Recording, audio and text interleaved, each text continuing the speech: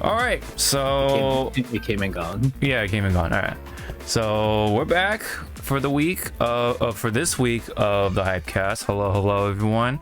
By this time, yes, Capcom Cup it should be done when this episode is up. So it'll be like kind of weird to be like, oh yeah, you know, this happened, but we don't know the winner yet of the Capcom Cup.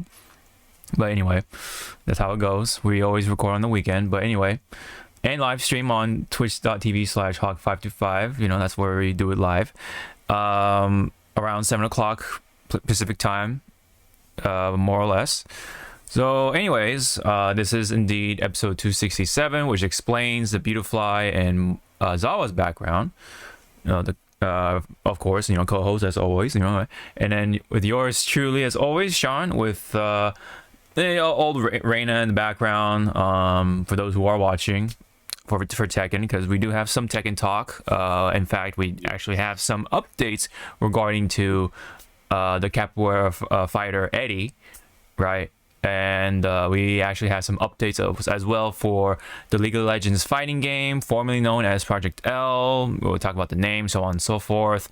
We have one little thing from the front lines, not really like huge, but I guess it's worth mentioning, and so on and so forth. So there's a bit of talk for the extra bits at the end.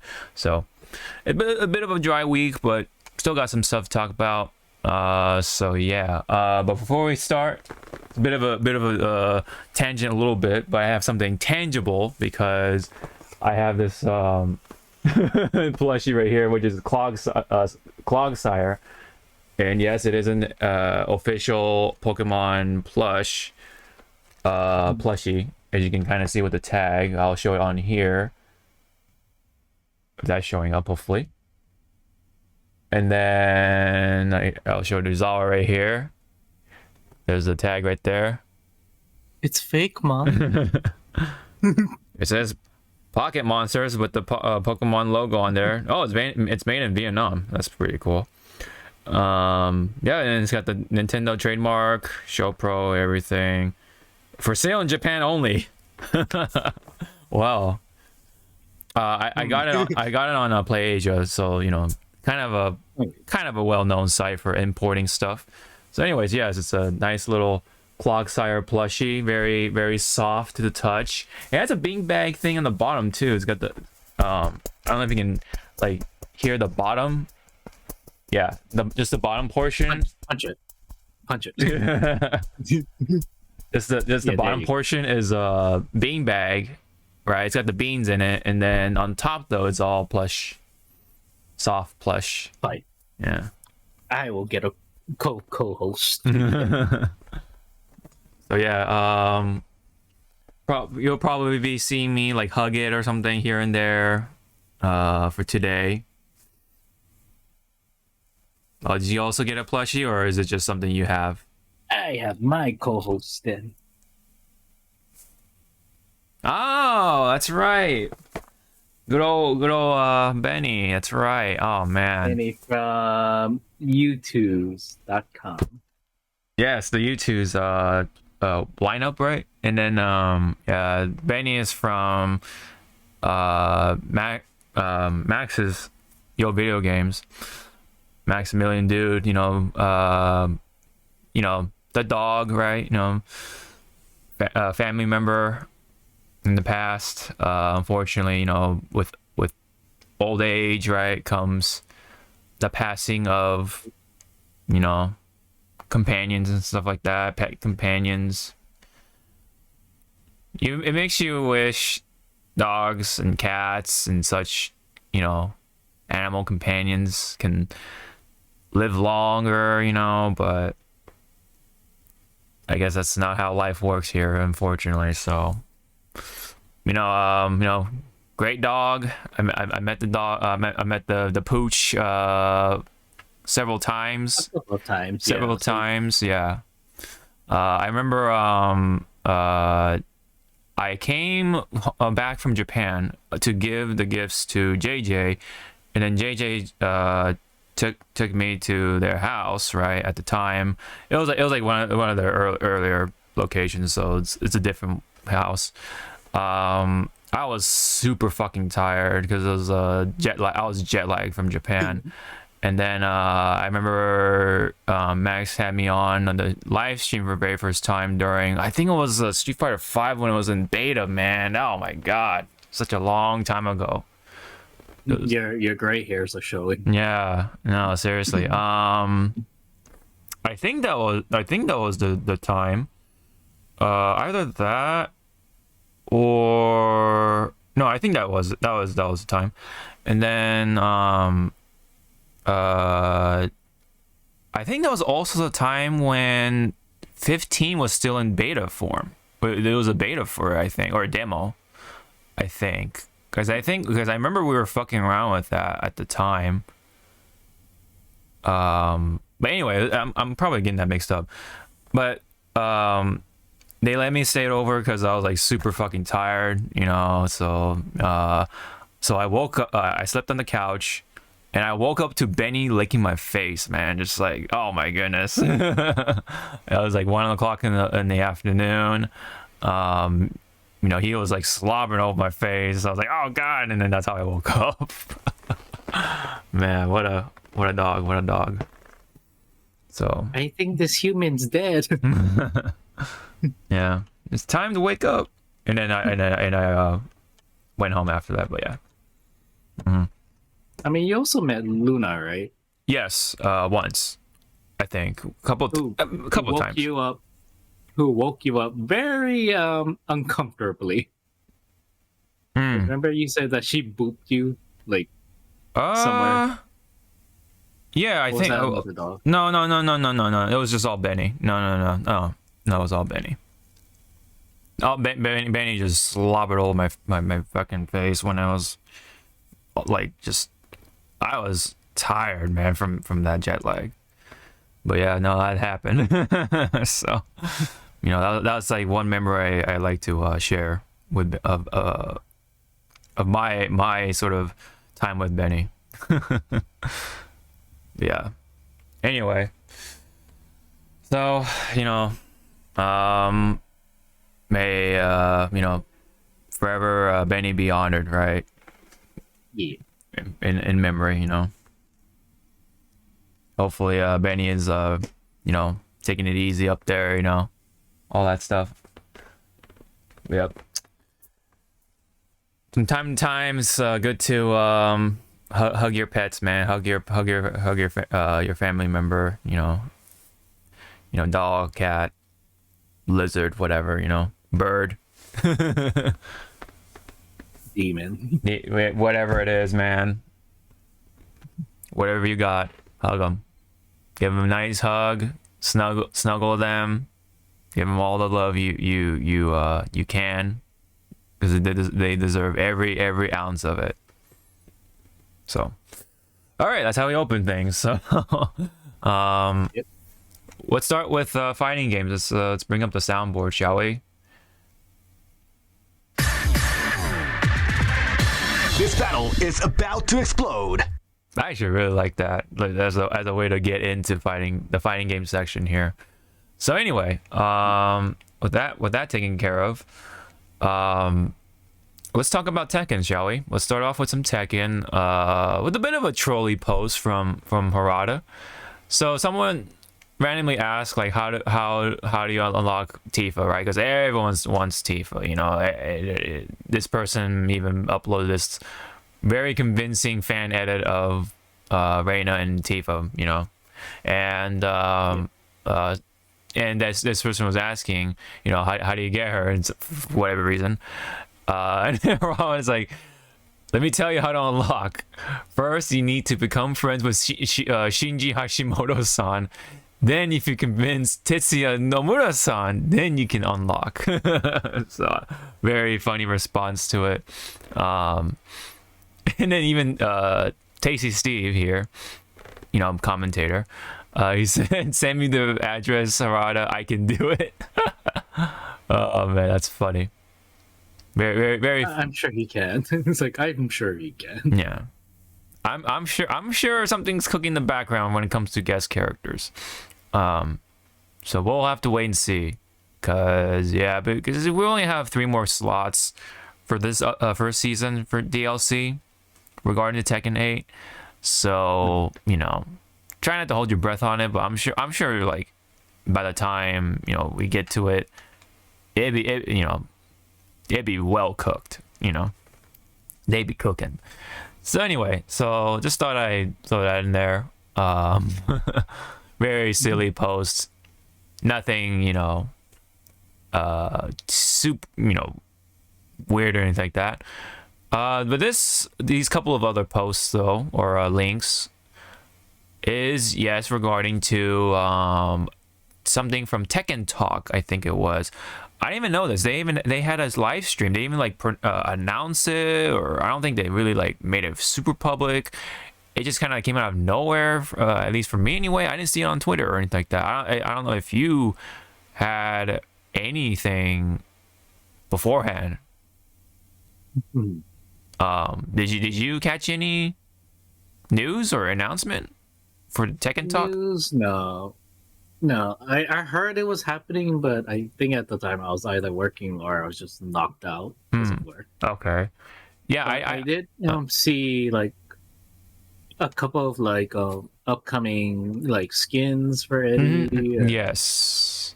Yeah. And I guess legacy skins. Yeah. Oh, okay. Legacy skins, not just. That's all. That's all. Yeah. Okay. That's pretty much I got from. Okay. Tekken. Okay. So, let me like get this all together and stuff. But yeah, they did talk more about Eddy, of course, and then what's coming up for other stuff too. Okay, so I think that's all I have right here for. Okay, so let's just go through these points. So first off, they're adding the Tekken shop, right? We know that already, but it'll be updated once or twice a month. More classic costumes, avatar stuff, etc. So yeah, I had a feeling it was going to be like the costume stuff, with actual characters, and then with the avatar stuff. Yeah, I'm also assuming. I mean, I didn't watch the stream myself, but I'm also assuming that they're gonna add like more custom parts to it. Hopefully it won't cost an arm and a leg, right? Yeah, I hope when they do bring out like those costume packs, it's not expensive, but it also follows like a theme. Yeah. Right. Like this costume pack is like, I don't know, celestial theme, celestial, like maybe Halloween or like Christmas theme. Yeah, like that. Yeah, stuff like that. Yeah. But again, because they do have some people that came from Dead or Alive, a monetization. Yes. Yeah. Hopefully it won't be too bad. We'll see. Yeah. Anyway. So the shop is there, right? It's gonna have those sort of items. There's gonna be a photo mode of sorts. I'm assuming like you can take pictures of more of like your character and like different more angles, with the actual fighting stage and everything. Because right now in the custom stage mode is very, very limited. With the photo taking and stuff like that. But I'm wondering though if you also can do like those like really dynamic shots when you're actually fighting, right? You make them like really cool looking. You like pause it, and like let's say like in replay mode, and then you can like pause it and then do it into photo mode and like do all the camera angle doohickey stuff, and then take a picture from there or screenshot it, whatever you want to. Hopefully that's kind of how they're gonna do it. A way. Yeah. A way, yes. Or there's like a separate. What they're gonna allow you to do photo mode is right in the match. What? Like you hit the photo mode button, like you will see the photo, but your opponent's gonna be like, waiting photo mode in progress. Oh no, that would be something. Yeah. It'll be funny if that's how it was, and someone did that at a tournament. It's like, Yeah. mm. Yeah. That would be something. Yeah. Yeah. Hopefully, it'd be pretty robust in terms of features and stuff like that. Make it look really cool and all that stuff. Now, here's one of the big ones. So, for I guess each time that a DLC character enters the fray, right? They're gonna have their own segment in the story mode, and then there you can actually try out the character without having to download the character, so to say. So, let's say you don't have the season pass, or you don't have like each of the characters for whatever reason, you can actually try them out before you pay them. And so that's actually really cool. So people who don't own a character can play their story mode as well. So yeah, that's actually really nice, because it's one way to try out the character to see even if you want them or want to buy them, and then obviously if you don't like how they feel, then you don't have to buy them. But as someone who wants to complete the roster, I'm just gonna buy it anyway. But but there are people out there who don't want to like spend money. I get it, so that's a nice way to kind of let people try them out, while you get some story out of it too. So that's kind of cool as well. Next one, character on the main menu will be changed to the newest DLC character. So in other words, right? So Eddy is coming in. So Eddy will be on the screen, as you can see here on the main menu, just staring you in the face, right? For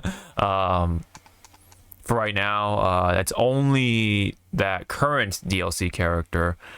So like Eddy, for example, and you can't have a specific character of your own, right, of your choosing for now. I'm sure they'll let you do that in the future. Like you can pick, you pick your main, and then that main will be on your menu, whatever main menu. So yeah, kind of nice. Yeah, like it should have that thing should have been part of the the main, right, the main game. So right from the get-go, yeah. Maybe it's, I'm sorry, I think a lot of people are tired of seeing Kazuya and his packs and his packs, that stuff, right? Show something else, right? It's time to stare at somebody else's packs, so to say.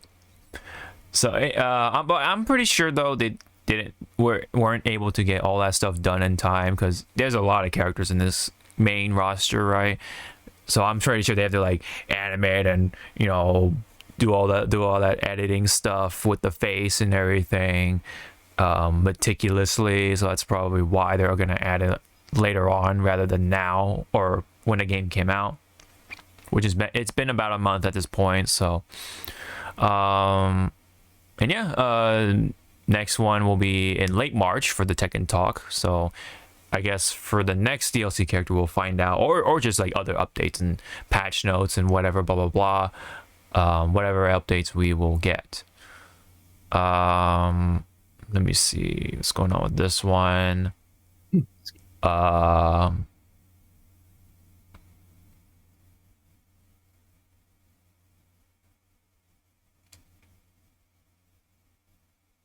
Okay, so Harada, I guess, wanted to clarify something here. So there is a slight misunderstanding about this DLC character having their own story mode. Okay, so rather than adding a story mode for each character, we are going to add a story mode for each of the additional characters, including Eddy, in the summertime after May, to show how they were involved in Tekken 8's main story mode, The Dark Awakens. Not just in the expansion of Eddy's story, when they add only Eddy, but a cohesive expansion of the other characters involved in the story, which will happen sometime between May and summer. So while the original characters will be added as DLC, will be described in terms of how they relate to the main storyline, they will not be in the form of separate episodes for each character, but rather as expansion packs for the main story line. The main storyline cannot be broken up into smaller pieces for each character. Of course, these these will be offered free as story mode expansions that can be enjoyed without having to purchase DLC characters, etc. Okay, so but yeah, I guess one way to look at it is a way for people to enjoy more of the story mode one way or the other. So for no additional cost. I guess, yeah. So there are some. It sounds like they're being for the players. Yes, absolutely. That's pretty important, or very important in fact, because it helps to support the game in a long term of things. So that's it for that. And then here's the screenshot of Eddy with all the costumes available right off the bat. I think at least, with alt colors for his Tekken 8 outfit, but you also have the Tekken 7 outfit. So if anyone likes that outfit, there it is. And then a different outfit for Eddy, completely, with the fur trimmed jacket of sorts. It's purple. It's got some gold rings on it, gold stuff on it. So yeah, this is. I kind of miss Eddy's Tekken 6. Yeah. You know, it's the what was it? It was his yellow and green pants and then his tank top. I missed that one. Oh, you mean 3? That's from 3. What the fuck is 6 popped up? I guess it was part of 6's. Yeah, that's from that's his classic costume for 6. And then if that's what you're talking about, yeah. I'm trying to think, what was a 6? If there's even an outfit for 6 for Eddy. Let's go ahead and look that up real quick here, because it is a blurry memory for me.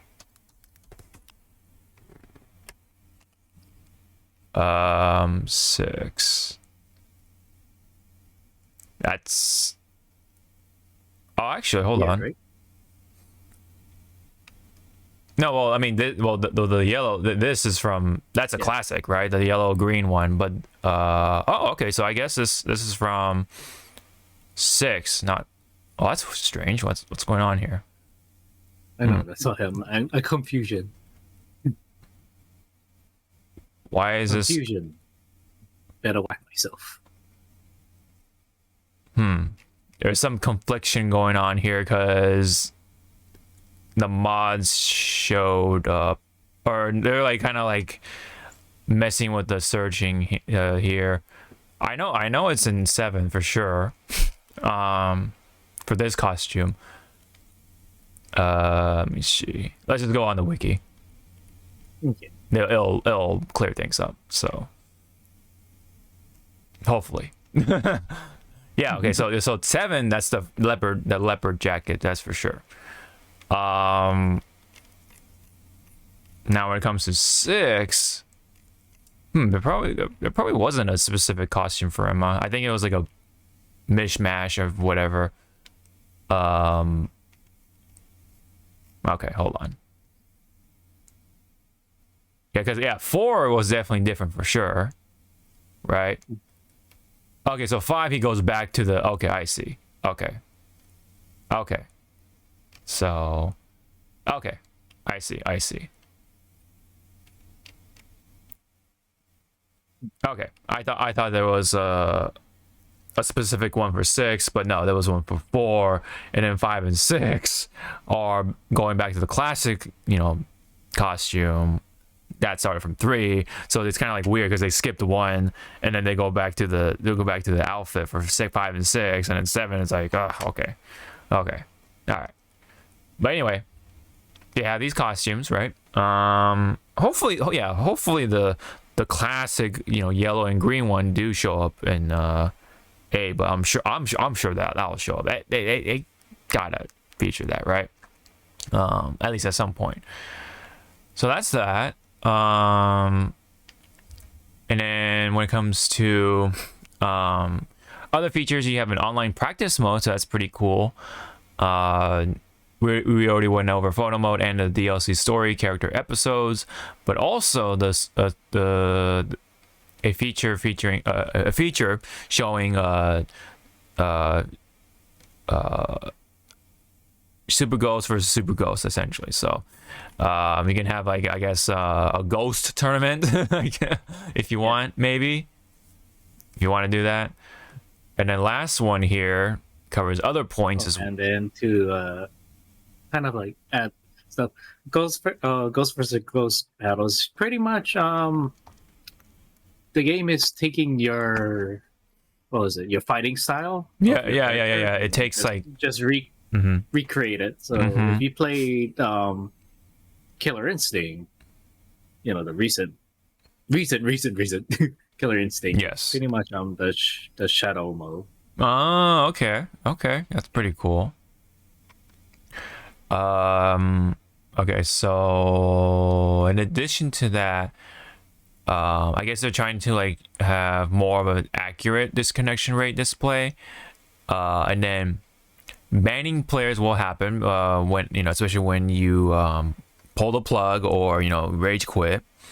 And apparently there's a term going around nowadays called plugging, even though that's like the opposite of what you're doing, or a plugger, right? If you're called a plugger, that means you quit the game or rage quit the game, you know. But that's such a silly term to me because you're unplugging, but you're being called a plugger. Okay, so okay, all right. Well, anyway, rage quitting will get you banned, at least for some time, whatever. I don't think they went too much into detail, but it will not pay off. Let's just put it that way. Yeah. So, you know, rage quitting is a very common thing for competitive stuff, especially for, you know, fighting games. When it comes to, so Harada is considering a team battle mode, especially online of things, whether it's like 3v3 or 5v5. Damn, man, that's gonna be pretty big if they can fit 5v5. That's wow. I guess what he's doing with that is he's testing the waters to see if it's the right time to do a Tekken tag. Well, funny you say that because it's right below that. It says tagging mode is not not currently impossible due to the game's resources. So, I think well, this is more like KOF style. You know, like you don't tag in people. It's just like, oh, you knock out this character, all right, next character comes in, kind of thing. You know. It's not Tekken tag mode. Yeah, I definitely do not think that's gonna happen. If that's what you're wondering, because otherwise, they're gonna have Tekken Tag 3 if that's the case.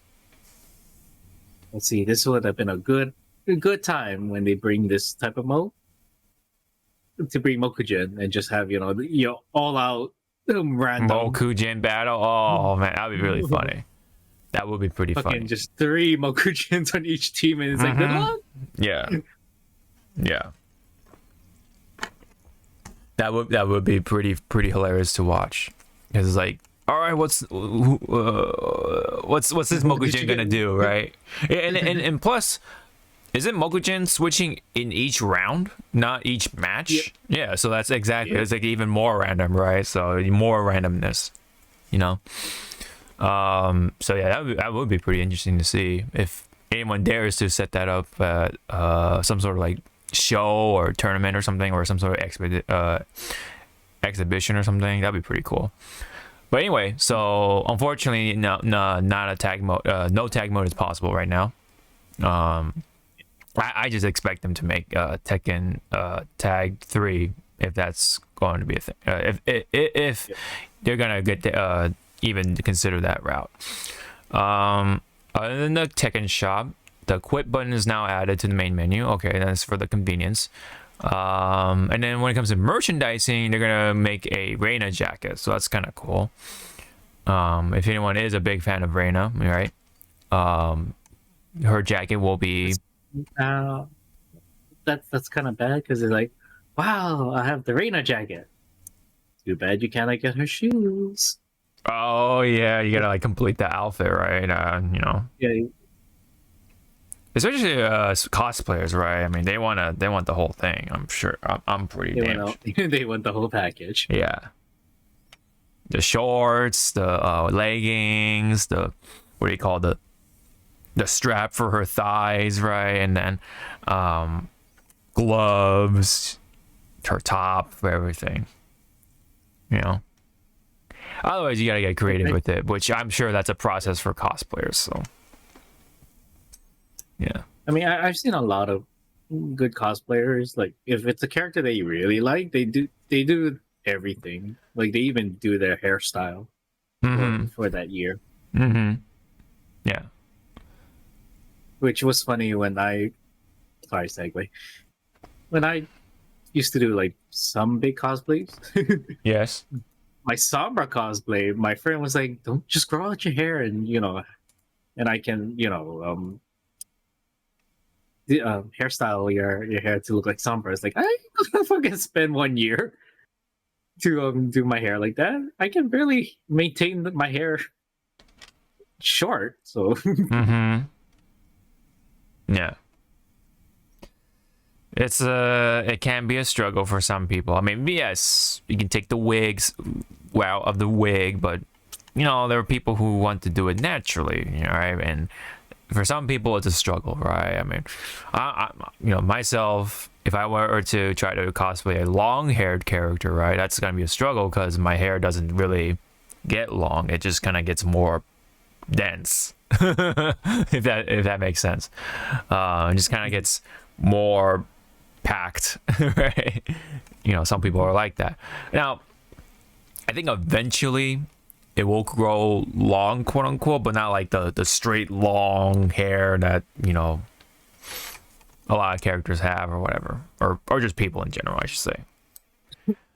But anyway, as said, the next talk will be in late March of later on. So that's essentially it for the main points anyway of that Tekken talk. Again, kind of a surprise, came out of nowhere, but it happened nonetheless. I kind of wish they at least do a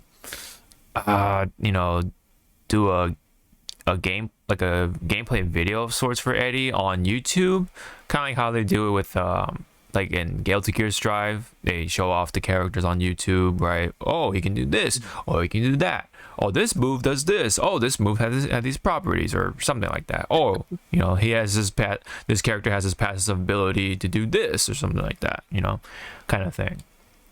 That would have been nice, but it is what it is, I guess. Did they say when exactly Eddy is coming in, or you don't know? No. Yeah, I don't think they have a date for him. But yeah, so that's pretty much it on that. There is one more story mentioning, funny to mention. It is about ghosts, right? So this one's a pretty wholesome. So it does involve with somebody's brother passing away, and then they have their sort of ghost data in Tekken 8.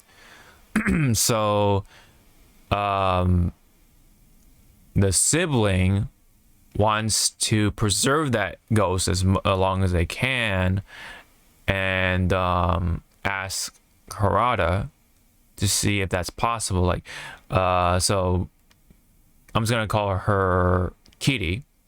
Kitty asked or said on Twitter, I really hope he can keep playing against his. Oh no. So it's okay. So this is a separate person, but yeah, somebody's brother passed away, and then another player wants to preserve that ghost. Okay, so anyway, I really hope he can play against his brother's ghost. Is this maybe possible? Asking Harada, and then Harada said in a quote tweet, my deepest sympathy. If you download and save your brother's ghost locally, you can still play against it anytime, even if the data is lost from the server. And that is confirmed, I guess, from a staff member Kohei Ikeda, and Harada also said, please let me know if there is anything I can do to help. I have personally sent message cards and other messages to many ceremonies. If it helps anyone feel any better, please tell him to contact me.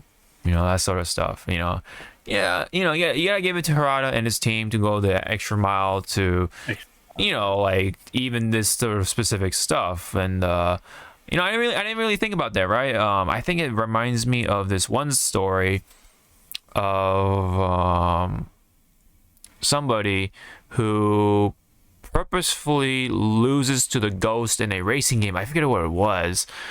And that ghost belonged to somebody who, you know, who also passed away, right? And of course, if you beat the ghost, right, it deletes the ghost and it overwrites it, and it becomes, you know, like your ghost or whoever is playing, right? And because, right, you know, because that's the thing, that player purposely loses so that way the ghost data is preserved in that racing game, you know. So that reminds me of that. This story reminds me of that. You know, it's something, yeah, again, something you don't really think about, but that's how people use these sort of ghost data features in certain games. So Tekken is another thing. So any comment on the ghost data stuff?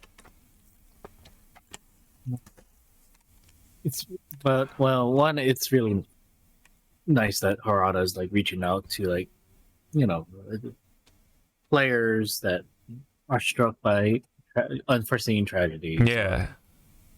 And for the ghost data, I think that's pretty good, because that you can download and have your ghost data saved separately from the server. Yeah.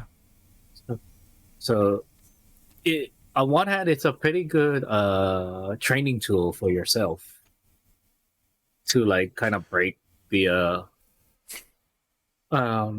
you're fixated on fighting style. Like, if you only do so much of this combo, maybe try and break it up so you can do like other mix-up. For sure, yeah. And then for this case, it's the preservation of, you know, the fighting data. Yeah. That you can remember the person by. Mm-hmm. Excuse me. Yeah. So there are many uses for it, definitely, for whether it's training or, you know, for something like this, very specific, but there is a use for it, you know, to preserve in a memory of sorts for of somebody, you know, in a gaming related sense. So pretty cool. Again, you know, big extra kudos for Harada and his team to go like that extra mile, right, when it comes to this sort of situation. So that's it for Tekken. Let's talk about Ed for a little bit from Street Fighter 6. Nothing like news or anything like that, sort of say, but Ed was playable, I guess, at Capcom Cup for those who like were there at Capcom Cup, or excuse me, are there, I guess. You know, depending on when you're watching this. Anyway, so lucky bastards. Right. So for those who did play Ed, were able to grab the screenshot. You know how like with Street Fighter 6, you can hit the stick or whatever, up and down, whatever, to change the expressions on the versus screen of each character's face. Ed has a reference for Balrog, right? He's got that snarling face from like the classic days, and Ed has it here, so it's pretty funny, right? You know, taking after his old man, quote unquote, kind of. Which it's just whatchamacall, kind of like cementing the foundation that Balrog was probably training Ed. After the events of 5. After the events of 5, during the events of 5 as well. So, you know, throughout Ed's life, when he was a kid or whatever, Balrog looked after him. for quite some time. And yeah, so in some ways, yeah, Ed does respect him or look up to him. I'm not sure about how their relationship is like by the time 6, right? Of 6. So I don't know. We'll see. Maybe Balrog will come in for season 2, 3, whatever, whenever that comes around. And we'll see and find out how they're doing, right? In terms of their sort of relationship / connection. But yeah, it's funny, nonetheless, that Ed is now doing the face. Pretty cute in some way. Kind of looking after or taking after his sort of dad, quote unquote. Oh yeah, and then in Capcom Cup, I wanted to show this picture because I think this is one of the best things that came out of Capcom Cup, if anything. And for Travis Styles here, probably the highlight for him, right, or something, right? Because it's a meme kind of, and a lot of people were like, really commenting on this particular photo. It's basically he's doing the face kind of like from Zoolander. Now I don't know if he directly took that from Zoolander, but it happened to look like Zoolander. For those who watched the movie. Yeah. I forgot what was it, but all I remember it was when he did it. It was like, oh yeah, yeah, perfect. Yeah, blue steel. For that, yeah, very blurry for me, but yeah, I remember, Ben Stiller, all that stuff, Owen Wilson, even of course, Will Ferrell. Pretty funny. It's like I'm taking crazy pills, that sort of stuff. What is this? Yeah. A hotel for ants. Yeah. Yeah. He's got like some sort of like pompadour going on. It's kind of like a funky top there, and then yeah, and of course, he's got the lips, right? He's doing the well, it depends on where you come from, right? If you're from like from the is it early 2000s or late 2000s or early 2010s? Anyway, the duck face, right? Yeah, the duck lips, duck face, and then but nowadays I think they call this mewing. I think that's the term for it. I'm like I'm having a hard time trying to keep up with all the new stuff. But anyway, as you kind of see in the comments, right? Like, oh, hold on. Yeah, so even like put the picture of Cammy right here as a comparison, and then people just spam the same photo in the replies. It's just the whole chain. Oh yeah, even yeah, of course, Zoolander, right? The GIF. Yeah. Yes, yep. Kuwabara, because the little semi pompadour thing going on. Yeah. Yeah, it's basic. This is basically the replies. It's just the whole chain of just his photo, and that's from Zoolander as well. Yeah. Yeah. So, if anything came out of Capcom Cup, is this. So, thank you, Travis Styles, for the photo, because I thought it was pretty funny. It's so hot. Right. So hard. Yep. Also from of course Zoolander. Right. I never seen the second one yet. Oh yeah, I forget that there was a second one. I know, right? It's like one of those movies. Like, did it really need a sequel? Mm-hmm. No, not really. Right. Oh, someone made a really funny comment. I forget what it was or who or where it was. But basically somebody called him Brian F's evil twin or something. It was really funny. Yeah, he kind of gives off of that. Also it was on the bottom, but I kind of lost it. But anyway, so people call him like the Chad or whatever, that sort of stuff. Very very sort of glamorous, I guess, picture in comparison to like all the other profile pictures that they use for the fighting the intros for each match. There's like different photos, of course, for each player, But yeah, Travis Styles definitely sticks out because of the face. It's in his name, style. Yeah. No, he's style. He's definitely styling. Unfortunately, he did not make it into top 16. That is very unfortunate. He is the one Chun-Li player within this entire Capcom Cup, I think. I could be mistaken, but yeah, he's one of the only Chun-Li players for sure. And unfortunately, he did not make it. He was very close, but did not make it into top 16. So yeah, unfortunately, as of this recording, yeah, he's out. So But at least we got something. Yes. Yeah. He left something to remember him by. Yeah. Yes. Exactly. He left it definitely. If it was intentional or unintentional, he left that. Yeah. That little like piece of him going like, yeah. Yep. And then even on his Twitter, let me see. Oops. I'm typing it with one hand here. There we go. So he even is using it as a profile picture. So he's definitely already like embracing it. So yeah. And Demon Dan, he definitely tends to make memes out of like a lot of stuff relating to like fighting game stuff. Put up this edit with Street Fighter 4 Bison and Travis's face. It's really funny. pretty hilarious. So thank you, Dan, for that. One additional meme into the pile of the Travis style, meme. So yeah, it's kind of like now you're like for all those people that like memes, they're turning into General Grievous right now. That meme would be perfect for my collection. Yeah.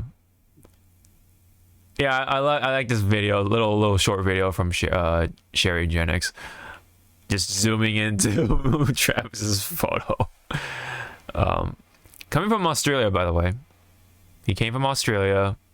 He showed his stuff. He was doing pretty good too. Unfortunately, came a little short, so he didn't. He didn't make it. So yeah, the Chun-Li is good. It's just that there are so many small little nuances, or just her shortcomings. She has like some shortcomings on some fights. Yes, in comparison to, let's say, like Ken and Luke, there's a lot of Ken and Lukes, unfortunately, but that's just kind of how it goes, man. And I was kind of like worrying about Capcom is like, please don't be overrun by Lukes. At least show something, right? Something different, right? There's some DJs to kind of break it up, but yeah. I believe CN is one of them that is in top 16. But yeah.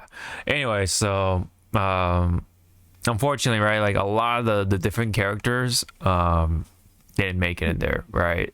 Snake Eyes came a little short. Oh man, very unfortunate.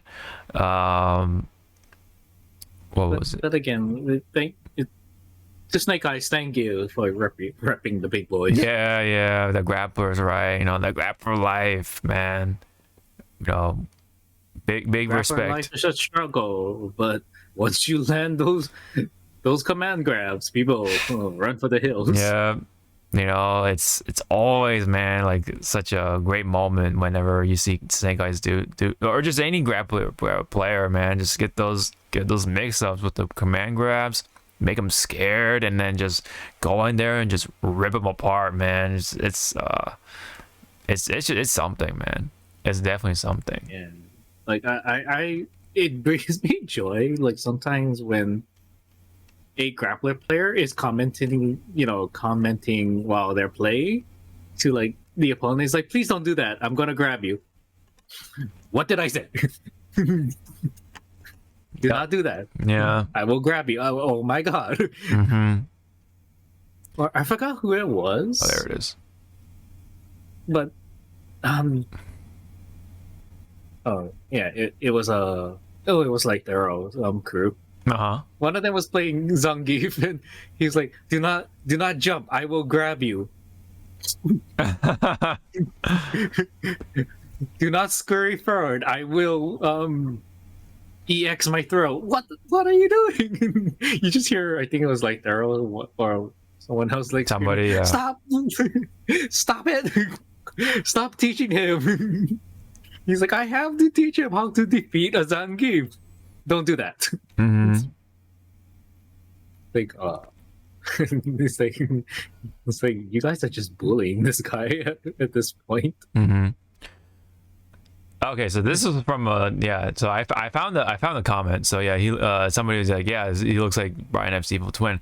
But the original post is even kind of funny because somebody said, Travis Styles looks like I typed in an AI generator with the prompt Chad who plays Street Fighter Pro tournaments, and it's the result.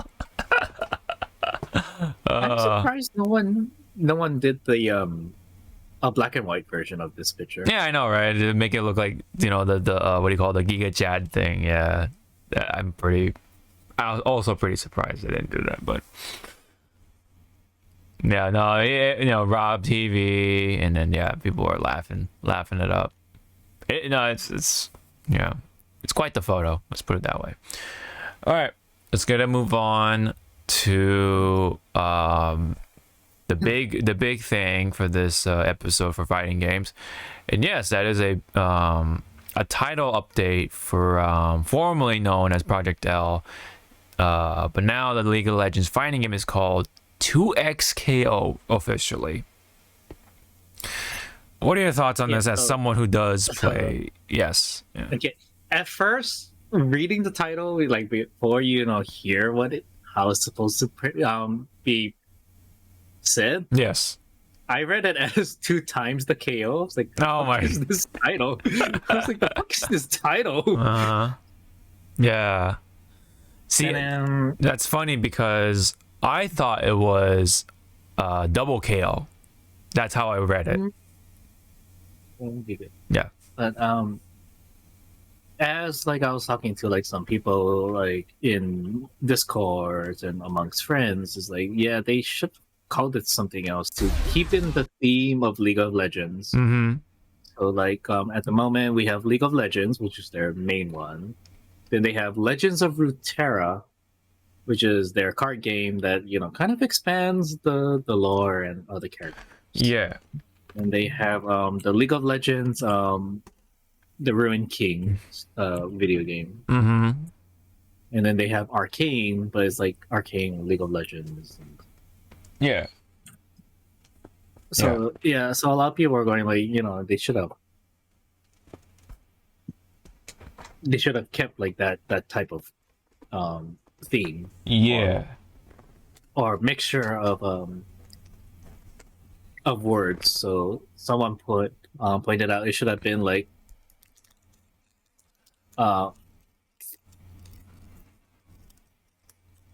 or just make it short like Runeterra fighters, at least have something to connect that it's League of Legends or fighters of Runeterra, Legends of or something, like that. But again, the 2XKO is like, it sounds like a complete different game. Like you would not associate this game with League of Legends if you did not show like right. If you just say it, right? Video. If you just say it to somebody randomly, like, what do you think of 2XKO? You'll just assume it's something else. They're not gonna immediately associate with League of Legends. If you said like you were saying like Fighters of Runeterra or something, they're like, oh, Runeterra, so that's kind of like with Legend of Runeterra, therefore blah blah blah, right? So yeah, League of Legends, so they connecting the dots. This is like, it's so far out that way. It's like such a curveball. Yeah, like someone said, well, because I kind of know a little bit, still retain memory of League of Legends. Someone put out like this sounds like their next like um what would they call it, singing group, because Mm-hmm. League of Legends started with KDA, which was their shot in pop, like K-pop, Mm-hmm. and then they tried like the other singing group for League of Legends, which it's called. But yeah, and then so they're saying like, oh, 2XKO sounds like the next, pop band or group for League of Legends, Mm-hmm. if that makes sense. Now, Yeah. I think, yeah, like personally, putting my 2 cents in there, it is a bit silly, of the name, but maybe there is a point to it of why it's so different, and I think it's just probably to just really help separate, like, that to get people talking, I guess. Like, wait a minute, why is it like this? That kind of thing. I don't know. And I kind of agree with Sonic Fox. Is like, I don't care what this thing is called. I'm still gonna call it Project L. Yeah, I there are people like that, right? Like, I wouldn't be surprised if there, with like even let's talk about the GameCube, right? People would call it Project Dolphin because that was the name for it back then. For the Switch, it was Project NX. So there might be people out there who want to still call it the NX even after the fact, So, I mean, I think it'll be for a while. I mean, people are still gonna call it Project L, but I think eventually people are just gonna start calling it 2XKO or something, whatever, Yeah, Double KO, I don't know, right? double KO or. Mm-hmm. Imagine there was an L in there, 2XL KO. Yeah, 2XL KO, man, like the big ass KO for yeah. I mean, this game is supposed to be gonna be the next big thing, right? Within the League of Legends sort of plethora or circle, So I'm sure a lot of people are gonna hop on this fighting game for like a good month or two, and then Good month, yeah. a good month or two, because it's a fighting game, people are just gonna go back to the original game or Runeterra or whatever other League of Legends game is out there, right? I am happy that because if you remember before when they were talking about Project L, they did not have footage showing Ilaoi, which is the woman with the it's a relic of her god. So I'm glad they showed some like progression with her. She looks good.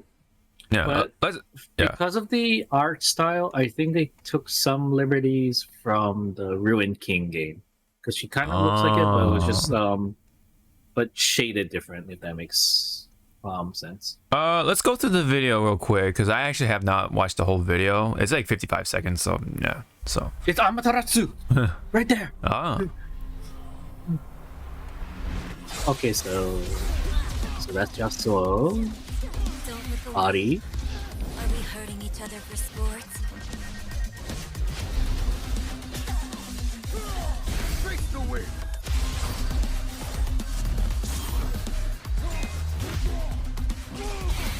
Stand with me. We call the weak. Starting now. What? Replay! Time to throw down.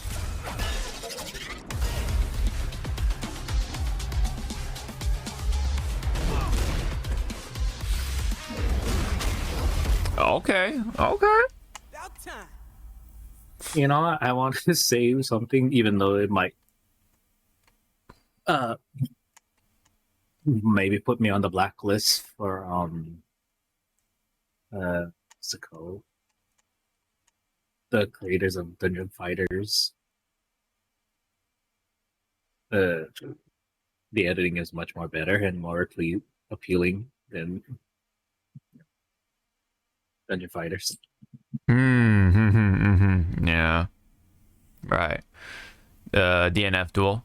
Is that what you're saying? Yeah. Yes. Yeah. It's much more appealing. Like yes, it's short. Like it's a little bit like here and there, but at least the editing and the flow of it, of this video, keeps you interested, and it kind of like elevates like what each character can do. You're right.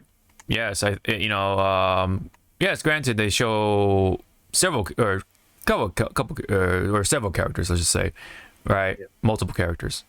But yes, I can definitely say the presentation is already good in that regard. But on top of that, yeah, the editing here is top notch for this situation.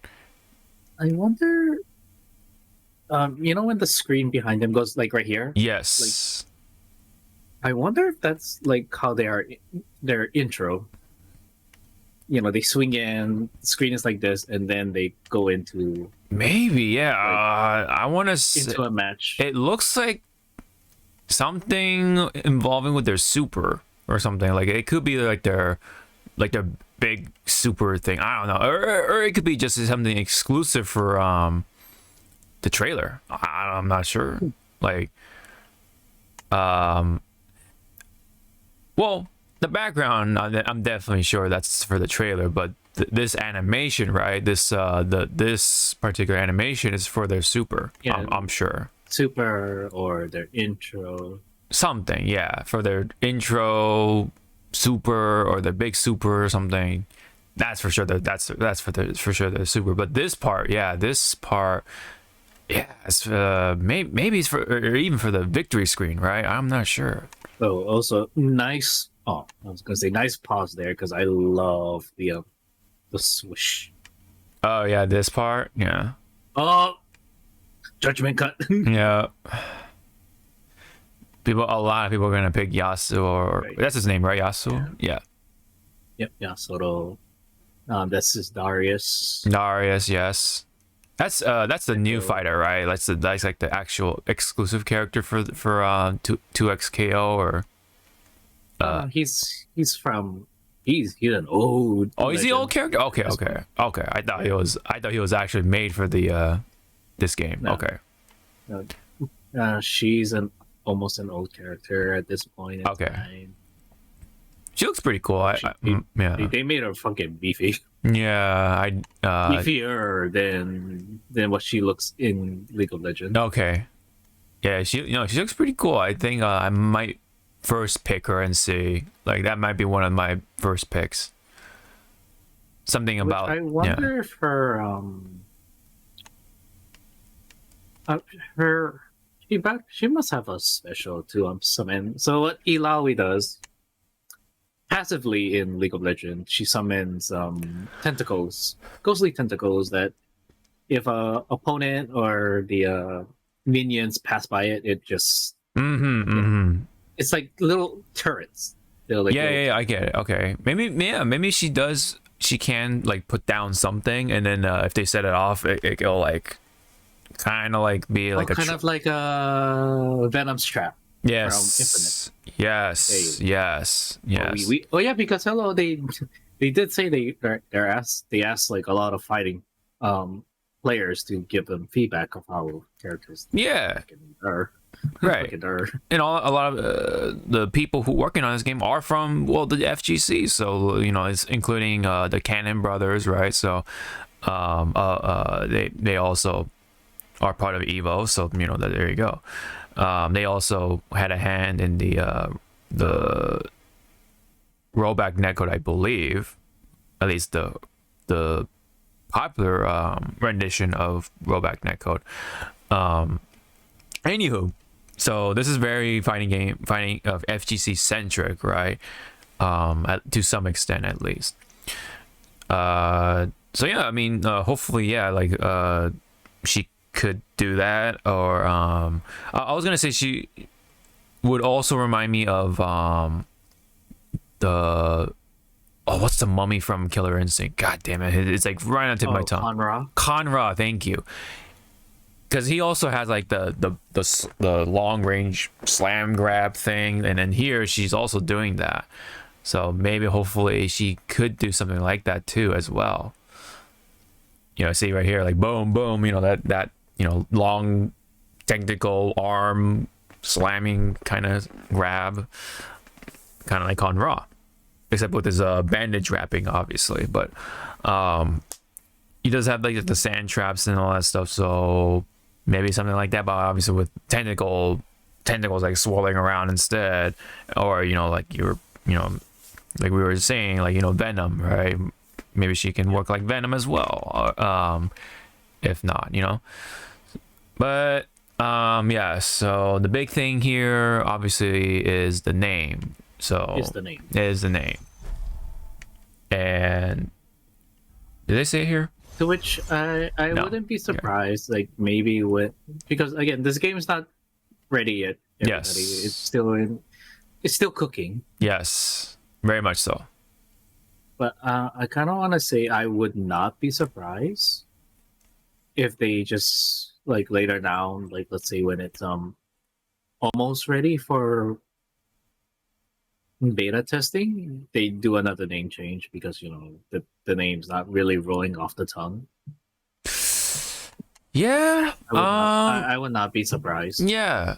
I mean, I guess it's always possible, but I'm pretty sure this is the name they'll stick with. That's my prediction on that. I'm pretty sure that's. And then right here, I think this screenshot is either the victory screenshot or I think that's the art. That's just the artwork for each it's character. the artwork. Yeah. It can look like it's a victory shot. Oh yeah, for Could be- sure, for it could sure. be like that static like Yeah. victory shot. And then you see the word bubble going like through. Yeah. Yeah, but I mean, but the art style right now for the well, at least here, the artwork anyway, is very simple. It's cell shading, very very basic, but very effective. Like appealing, right? For mass audiences, very simple, very straightforward. Yeah, that's like the phone wallpaper, mobile wallpaper version. But I like the colors. I like the direction of how they're presenting their fighters. That's pretty cool.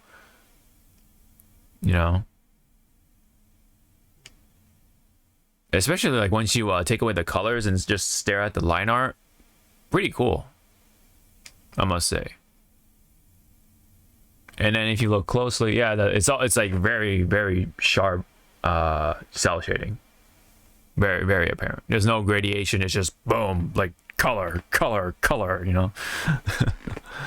So I like it. And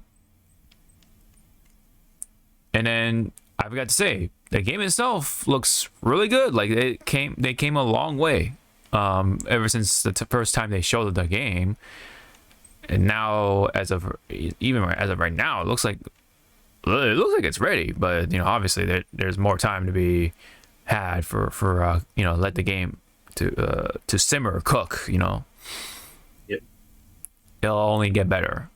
But already I do like the art style for the actual in-game stuff. That's really I think it looks pretty cool. Funny, the very first thing they said Project L, and then Yasuo just cuts the shit out of it, right? But yeah, no, it looks really good so far. Like I like the effects of the hits, the powers, abilities, the sparks when people do their supers. Really good so far. And the frame rate looks butter smooth, right? Butter smooth, 60 frames, very nice. I like it. Any comment on 2XKO, formerly known as Project L?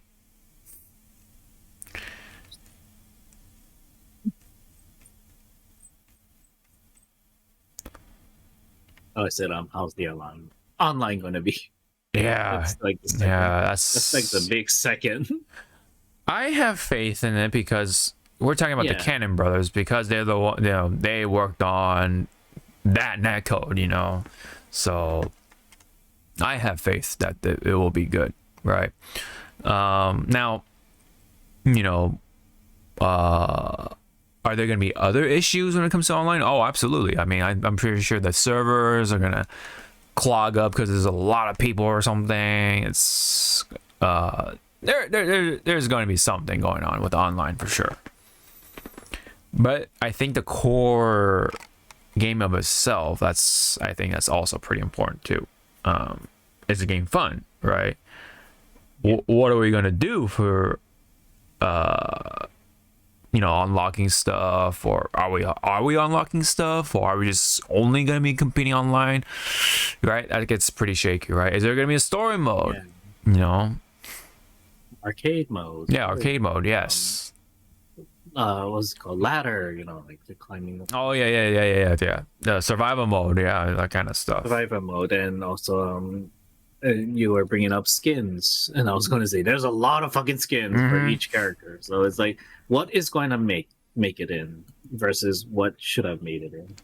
Yeah. So and we don't even know if this is going to be a free-to-play fighting game or just a traditional game where we pay $60-$70 for it, and then we just buy the DLC or something, or are they going to do the free-to-play thing, right? And then you buy. I was thinking like, well, like skin wise. That'll be like their major, what's it called? Oh yeah, major cash flow. Cash flow. Like again, because that's how some League of Legends get their cash. Yes. Like, the skins. Right. Yeah, that's how they make bank, right? With the skins, definitely. That's going to be very important. The content, the live service aspect of things, that's also going to be something to consider, right? To make or break 2XKO here. Are people from the League of Legends community going to, keep up with this game or not? Right? That's another thing to consider. What's the audience going to be like? What's the community going to be like? Is there going to be a crossover between League of Legends and the FGC? I'm not sure. How many of the League of Legends content creators are going to stick with this game? Another factor to consider, but most importantly, of course, the core game of itself. Is it going to be fun to play, fun to learn, do the combos, execution, all that stuff, the flow, the feel, everything, right? Many questions, I'm sure, will be answered by the time this game comes out. Hopefully it'll be soon. We don't see any date just yet. Hopefully by the end of the year, early next year. We'll see. Yeah. All right, I think that's it for 2XKO, Double KO, Project L, whatever you want to call it for right now. It definitely has people talking, that's for sure. A lot of engagement, 30k likes, or 35k likes, 13k retweets, people commenting, all that stuff. Yeah, someone is agreeing with you. I'm calling it Project L. I'm sorry. Even the account for 2XKL is like, yeah, you're forgiven. We get it. Yeah, we get it. You're forgiven. That's so funny to use Yasuo as unlike someone. So Yasuo is he's called Yasuo the Unforgiven. In game he did like kind of like unspeakable things. Unspeakable thing. Right. Okay. Made him become pretty much a Ronin. Okay, I see. Yeah. It's funny also because we have Among Us coming into the comments. That's funny. I like that little edit.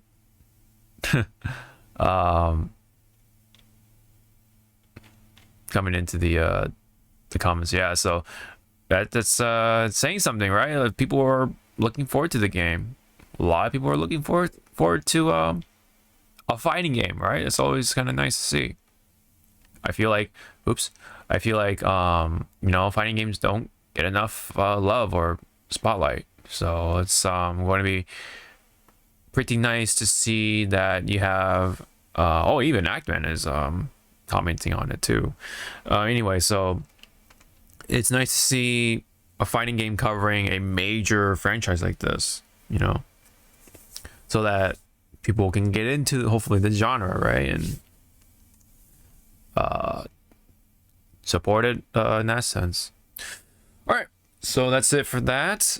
Let's get on to the frontline news. This was just one little story.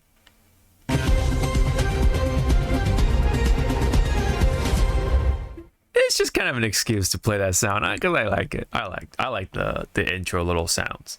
But anyway, depending on who you are, this is kind of big, right?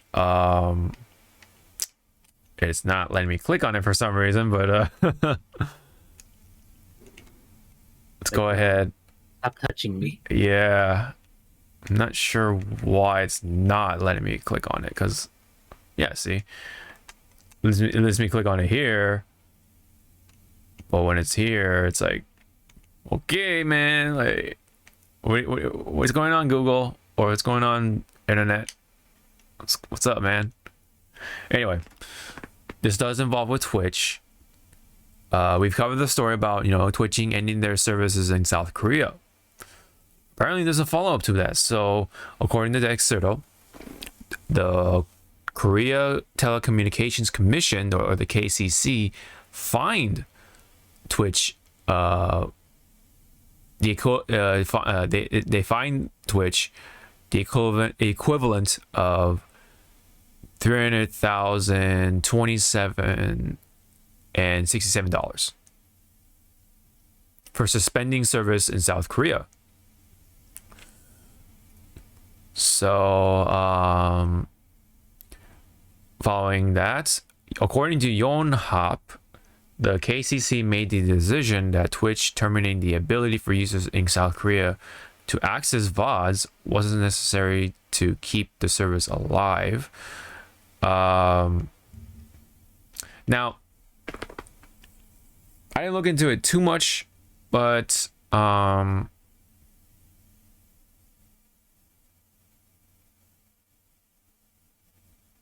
me see. Okay. So the very first thing in this article says, so they're being fined for 300,000 or over 300,000 for violating South Korean telecom law by removing the ability to view VODs, with the possibility of more fines down the road as they exit the country. So so it seems that's weird. So it seems like it's not necessarily that the fact that they're ending it, is just that they cut off the VODs is what got them that fine. That's very specific, but okay, very interesting.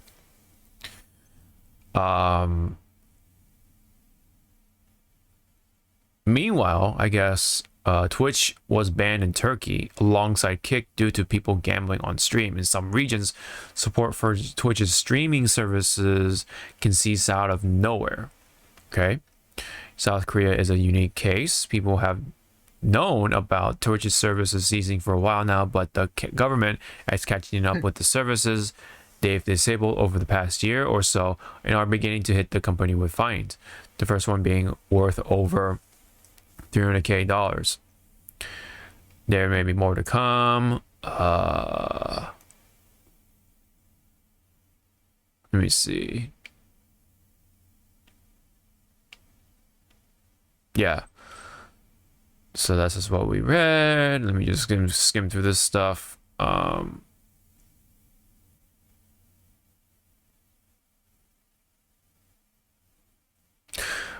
When asked to justify their claims, Twitch declined due to contractual obligations relating to their to keeping users and site data private.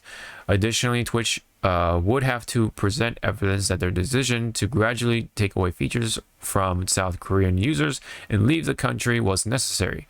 This means that Twitch isn't likely to return to service to South Korea anytime soon.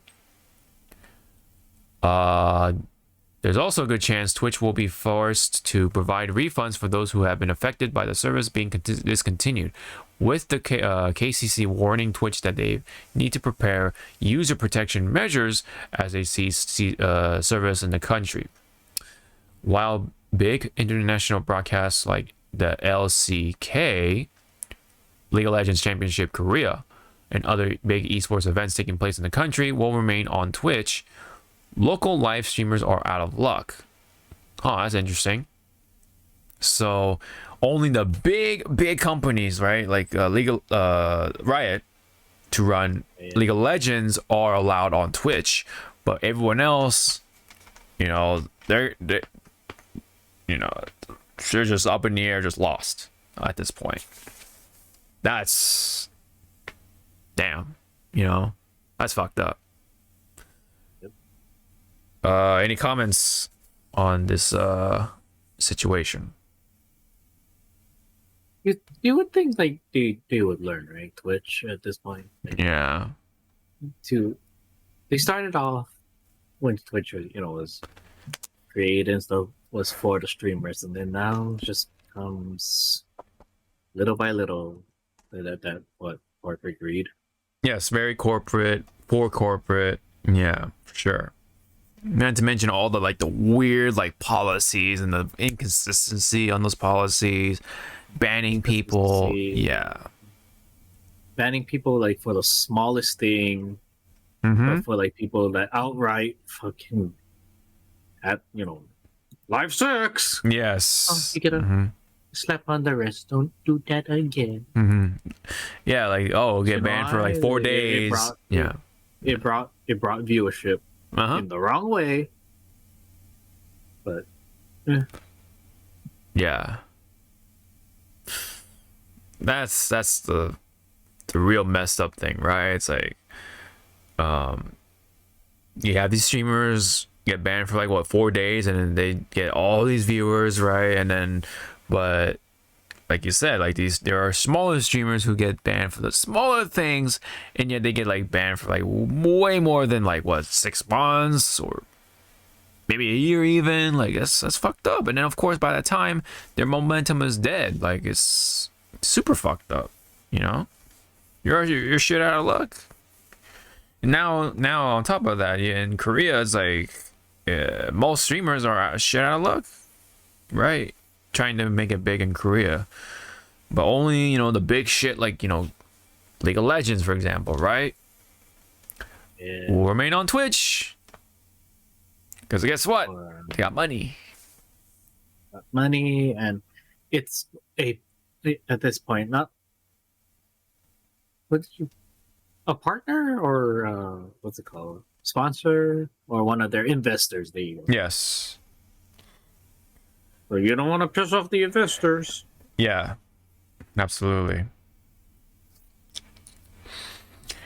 They gotta do all this correctness and all that stuff, but you don't even do the correctness right. Is a whole nother thing too. And then all there's that weird shit with the art, right? No nudity on art, or the only artistic nudity or something. It's some, that whole thing was a mess. The thing that I think is still a mess is what was it? The ass emote? No. It's if it's a girl's ass or a girl character's ass, it's okay. But if it's a guy's ass, it's no, that's sexually, misconduct and shit. It's Yeah. What the heck? Yeah. It's what? Yeah. That stuff too is very inconsistent. What kind of emotes you can't have or can have. It's very all over the place, it feels like. Now, there are some that obviously could violate copyright claim or copyright stuff. So okay, I understand. But when it comes to like the nuance, the weird sexual nuance stuff, it's like that starts to get very foggy and gray there. You know, that's one of the one of the annoying issues. Let's just put it that way. But like, you know, yeah, the money, right? The corporate stuff, the banning stuff. There's so much that Twitch just has it bad, you know. So Yeah. And now they're gonna possibly pay more fines. It's like, oh fuck, man, what's gonna happen? It's like my dude, you guys just dug yourself in a hole even greater than you originally planned. Yeah.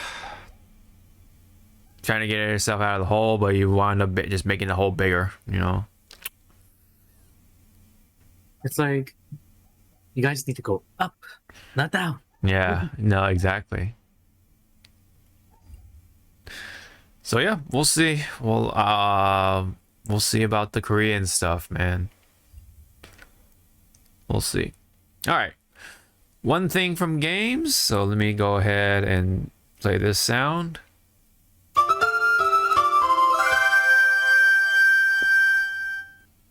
Very nostalgic. But anyway, so it's just involving with Power World. Nothing too dramatic or anything like that, other than the big number. So they hit 25 million players in 1 month of its release, so Power World at this point. Steam alone has 15 million players, and on Xbox is on 10 million players. So yeah, that's pretty big, you know, especially for Xbox, right?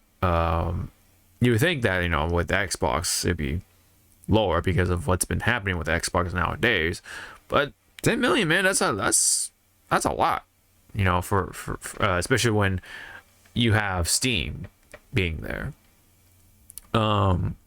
So we will see where this number goes, because this is looking like they could pass even like some of the big names, right? Like Pokemon Red, Blue, and Green. Apparently with their global sales over 31.38 million units. So yeah,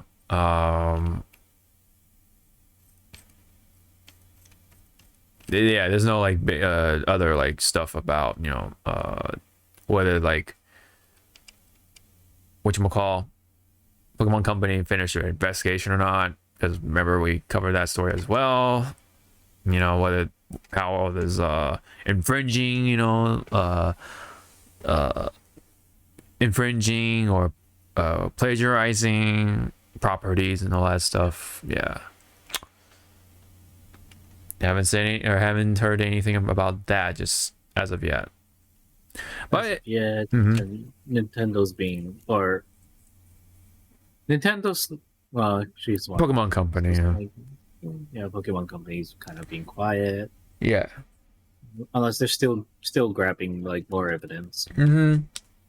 Yeah, because again, everyone, when you're about to, you know, bring stuff to court, you better have the evidence enough to place a case, not just like throw it out there and just Hail Mary it. Yeah, of course, yeah. So yeah, by the way, congrats for right now for the 25 million players.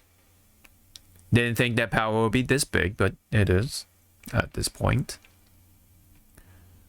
So yeah, that's it for that. So now we can head on to the movies, anime, streaming series, and more. So let me play this.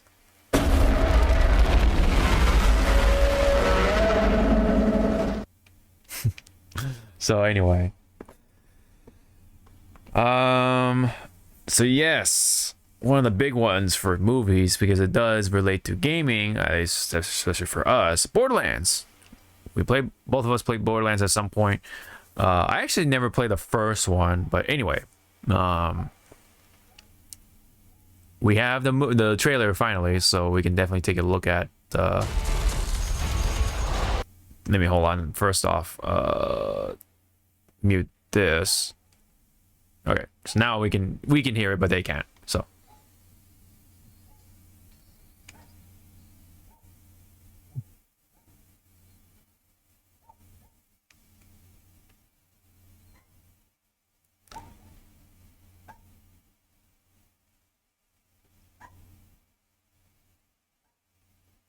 So weird to see Kevin Hart playing Roland. Yeah. Yeah. And I'm like, Kevin Hart's Roland is too fucking small. Right. Like, Roland is a truck. But Jet Black as Claptrap, I'm like, Yeah. It works. I like it.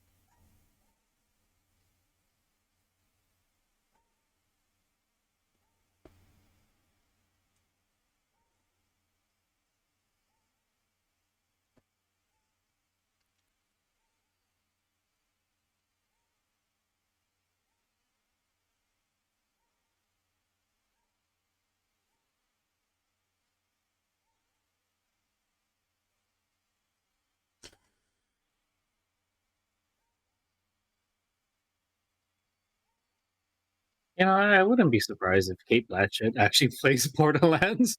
Mm-hmm.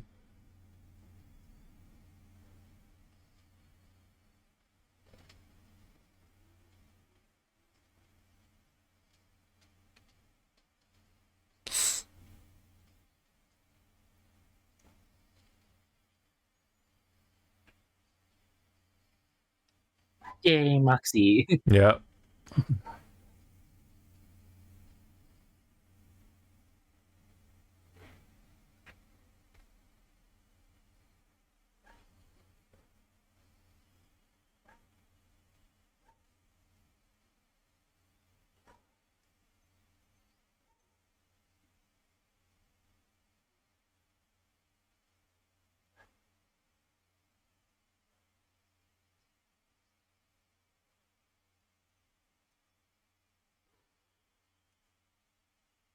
Okay, so first off,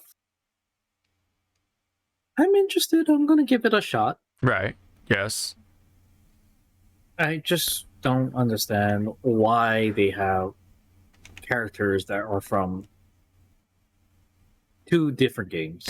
Yeah, I was Tiny questioning. Tina Yeah. being there is like, why are you here? Mm-hmm. She's like the main one of the main characters instead of Brick and Mordecai. Like, what the fuck? Yeah, because again, everyone, Tiny Tina did not really have like a presence to the overall story until Borderlands 2. 2. Yeah. Yeah, Now they're bringing her in so it's like already. it looks like a mixture of 1 and 2, which is Yeah. like, no, it should have been like you start off with 1 because I really wanted to see 0. Yeah. Yeah. But yeah, but instead we have Tannis. I think that she's Jamie Lee Curtis is supposed to be playing Tannis, and then we have fucking Tiny Tina. It's just, Tiny Tina as part of the main cast. It's so weird. It's like they're like when they were doing like which character to use. I think it was just pretty much like characters that people really like. Yeah, like the popular picks. Not to mention like the recent stuff, quote unquote, because Borderlands 3, they talk about a lot of Tannis because of what happens in the story. Of course, Tiny Tina has her own tiny the adventure game, right? What do you call it was that magic Dungeons and Dragons themed game that she was in. I forget what it was called. That game. Yeah, Tiny Tina is like something adventure, something. That game, and then of course with Lilith. She's like one of the main characters, of course, but she's of course kind of like the waifu within the Borderlands circle. The wife or mother to some characters, and that's the thing too. Like some people are like saying that Kate Blanchett looks too old to play Lilith. In game, Lilith is a 20-year-old, but yes. you know when you're trying to like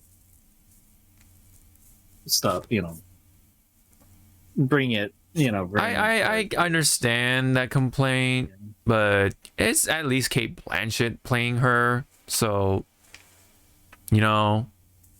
I just don't see Kevin Hart as my issue is Kevin Hart playing Roland, man. It's so weird. Look how fucking tiny. He's so tiny. He's so when you look small. at Roland, it's like Roland's a fucking truck. He's like. At least I think at least Roland's like the same height, if not a little taller than Lilith. So if it like damn man, if Brick was actually there, he would look really small. That's why like some people are saying that maybe they should have had like another actor play that can get the body type right. Yeah. Someone said like what was it? Keith David should fucking play. Should I play Glow? I would. Hey man, I always like Keith David. I always I'm all for it, right? And yeah, you know what? If Keith David were to be playing Roland, it would actually make Kate Blanchett like not being so old looking as Lilith, because they're like around that same sort of age range, with Keith David and Kate Blanchett around, at least closer than Kevin Hart. You know what I mean? Like, I mean, but other people were saying like, why couldn't they just get the voice actor of Roland, Mr. Oliver Toll, to just play fucking Roland? Right, he knows the character already. Right. Yeah. But also seeing Krieg here too. I'm like, yeah, wait, that's another Borderlands 2. What the hell? The DLC for Borderlands 2. So it's so weird to see Krieg but not Brick and Mordecai. Like what? That's so weird to me, man. The character picks are very questionable. The character picks is like questionable. Very questionable. Again, Jet Black being a fucking Claptrap is like, yeah. Oh yeah. I think he's nailing Claptrap fine. My big issue is with Kevin Hart one, but the fucking rest of the character picks, it's like Krieg, like what the fuck? And it's funny. But at least the actor for Krieg has almost the same body. The body, yeah. At least they got that right. So it's like, you know what? Golden star for you. Thank you. Yeah, the pick for Krieg is really good, I'd say, for the body type and stuff. Although we barely see Krieg in the trailer, even though all the characters get some sort of spotlight. Like, you see like little bits of Krieg here and there in comparison to Tiny Tina, and even Tannis gets some parts. Like, what's going on with that? Like, come on. Isn't Krieg supposed to be part of the main cast as well, but they barely feature him for some reason? It's like weird. I'm assuming he's a part of the main cast, right? It's not an issue, but my like fear is how are they going to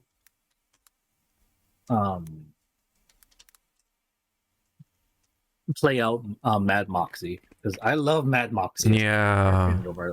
Yeah. And I told someone, it's like, I hope they don't make Mad Moxie like a freaking just she's an overall like burlesque character. It's like, no, Mad Moxie is more than that. Yeah. More than that. Yeah. Okay, so Atlas is going to be the main villain for this film. Oh, and that's the other thing that I was worried about is like because they're mixing 1 and 2 Borderlands characters. I was like, oh, please don't be fucking Handsome Jack already. Yeah, no, You have. I was like, you have no grounds to bring that man into this film yet. mm-hmm. Oh, okay. They're gonna bring this guy into the movie too. Yeah, he's from the DLC for the first Borderlands. Okay, so that's something. Oh, wait a minute. That's Nox? Oh my god, that's so weird. Huh. That's a I mean, huh. we're not. We're not saying why are you changing the sex? It's like, oh, okay. I mean, if she can bring the fierceness of him, then yeah, okay. I was just caught off guard. I didn't even know that was supposed to be Nox. Okay. But I guess a lot of people also were kind of like put off that it doesn't look like, the game, like the Oh, like the cell shading stuff. cell shading. I'm like, it's like, honestly, please tell me honestly, with like the high resolution and stuff with modern day filmmaking, will your eyes be okay after a while seeing that? I mean, it's Like, yeah. I mean, it still works, especially when the still works. yeah. but If you look at the if bad you look guys at- too, like the if you put like the cell shading style on top of this movie, will you be okay watching it? Like, oh, but look at the dislike ratio, man. Dang. I didn't even know until now. Like, I even noticed. God damn. I mean, to me, the costumes department did their research. I like the costumes. I like the masks. Yeah. I like the costumes. That's not my issue. I think it's just like the character picks, the decisions based, just from the characters they picked. It's so weird. They're putting in Borderlands 2 characters into this Borderlands, the first Borderlands movie. It's like so weird to me. Oh wait, they're gonna have him in the movie? They're They're gonna have Marcus? Yeah. That's a Russian dude, right? Or whatever. Like he's the gun shop owner. Yeah. Yeah. I mean, I guess. Yeah, isn't he in 2? Am I mistaken? Or is he also in 1? Oops. No, he was one, and then he was like that. I will appear in every game. Oh, okay. The reoccurring. Marcus was the bus driver. That's right. That's right. Yeah. I mean, I'll be interested in watching it, but I am just because look at Krieg. He's in the poster. He's in the main poster. Like, what the fuck? And they barely featured him in the trailer, other than some random parts. But they don't. He didn't give any like dialogue. He talks and stuff. Somewhat. No, he talks. He talks. It's just that I think what I'm fearing now is that he's gonna be quiet until he goes into his the berserker psycho rage. mode. Yeah, Yeah. yeah. Man, so many like very weird, odd decisions in this movie, though. I will say. Kevin Hart being Roland, like, okay, right. First off, Okay. He's like, bro, you too tiny. yeah. I like even when he's signing like the acting doesn't match the vibes of Roland. For me personally. Yeah, you need like a hardy like character. Yeah, hardy character. Actor. Yeah, like even when I look at Kevin Hart, I can't take him seriously because he's just that comedic character. I'm sorry.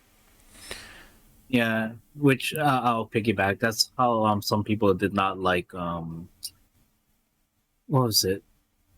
Jigsaw. It was like that Saw movie with Mhm. I think that was called Jigsaw, but it had a not Dave Chappelle. Was it Chris Rock? it was another comedian who wanted to break away Yeah. from his stuff, Right. from like doing comedy. Mm-hmm. But yeah, it's tough, man. It's tough to. Oh yeah, Spyro. It's called Spyro in the Hat. It was Chris Rock. Okay. That situation is tough. You know, being known for like the comedic stuff and then trying to do the serious shit and then not, and then not being taken serious That's like why, that. again, I'm sorry, but that's how I see it. Go ahead.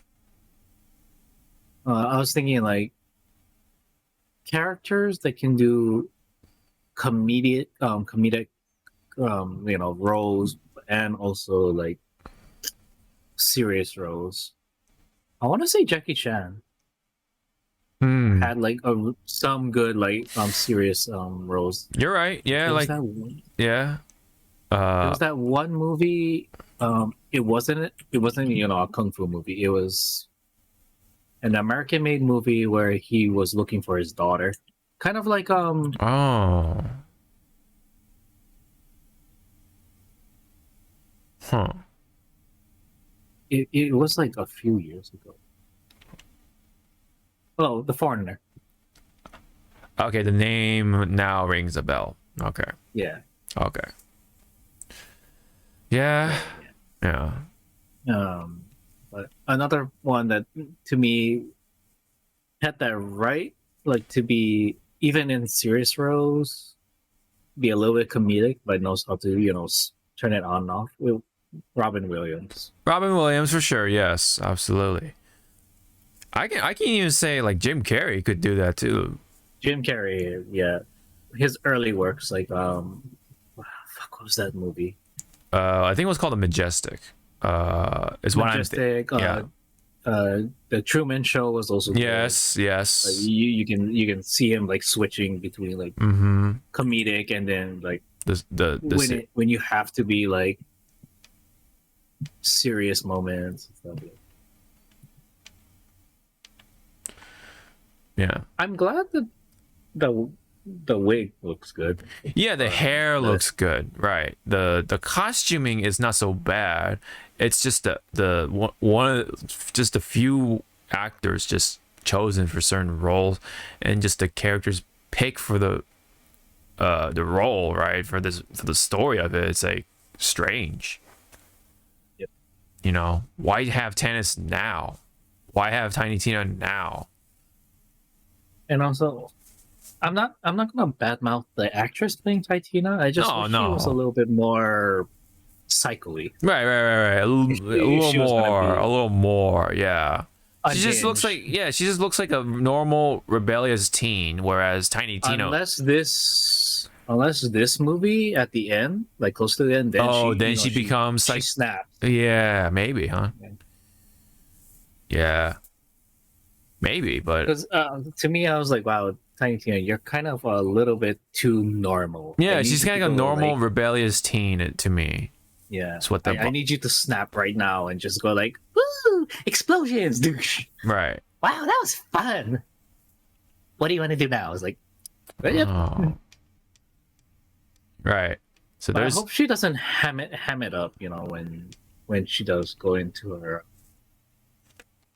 when she snaps. the crazy mode or whatever. Yeah. Maybe we have to see the movie to really see what this Tiny Tina does. But yeah, right now, yeah, she just kind of comes off like a snarky, rebellious teen. Everyday teen. Yeah, exactly. I do like seeing Lilith's symbol. Yeah, The what? Oh, yeah. Lilith's symbol. I was like, that is a nice touch. Right. Yeah. Which now makes me question is, are they going to show her that she has like what was it, her pyro powers? Yeah. Somewhere in the movie. Somewhere in the movie. I hope so, because that is a pretty important thing, especially by Borderlands 2. Oh, Wonderlands. That's what it's called. Tiny Tina's Wonderlands. That's Borderlands. yeah.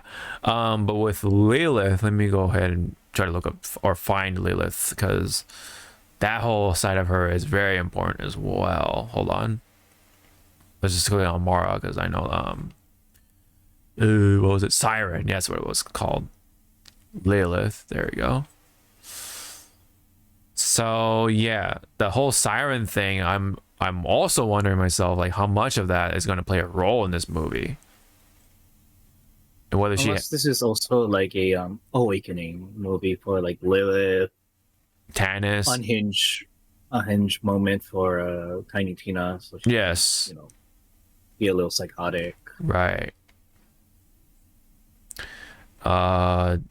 Yeah. Did you play 3? I did not play 3, even though I have it downloaded on Steam. Oh, okay. So Yeah, so that's a big like fucking, because I always wanted to play 3 I thought you did. Okay. with friends, and I wanted to play the Beastmaster, the robot. Yeah. I remember that. I forgot. I've got his name. Yeah. What was it? Was it Flack? Oh yeah, it is Flack. Yeah, this guy, right? Yeah. Yep. Yeah. I remember that. Oh, so A lot of people are also saying that if he was still a little, younger in his prime, Denzel Washington would have been a good choice oh yeah, you're right. for Roland. Yeah.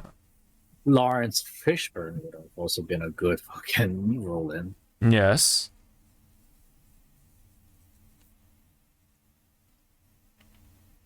It's fucking Yes. Claptrap's fucking diarrhea spill.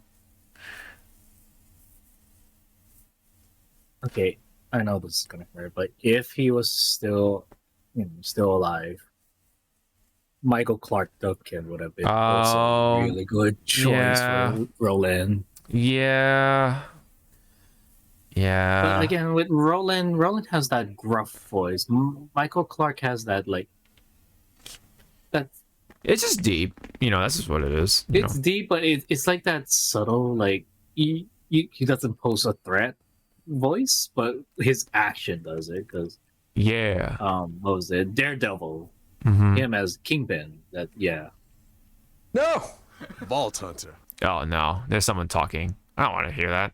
I was gonna bring up different, or just a raw Roland clip, just to see.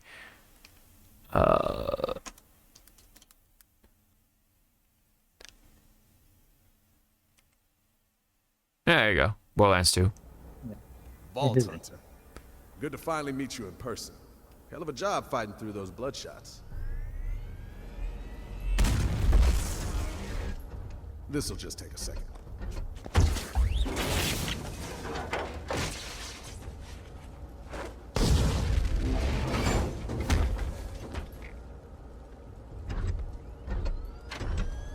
Oh, fucking! I'm done. I'm stupid. Instead of Kevin Hart, who they should have done Winston Duke, Winston. M'Baku from Black Panther. Oh yeah, The yeah, gorilla. yeah. That guy. Yeah, he would have been perfect. Yeah. You've been way better than Kevin Hart. I'm sorry, man, but shit. And also Winston Howard has the build. He has the body. build, the size. Yeah.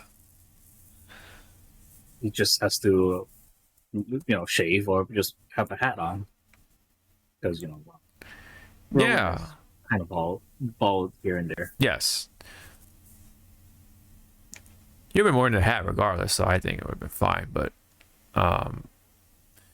man, these old cutscenes are like different. They hit different. The way they I don't know, they animate and stuff. Anime, yeah, Very different. very different, but you can see that it to me it still holds up. Yeah. It's just the dead eyes. Yeah, the dead eyes, the movement too, like the way the scenes play out too. It's kind of like kind of stiff, you know. It's like what's it called? Claymation, stop motion. There you go. Kind of.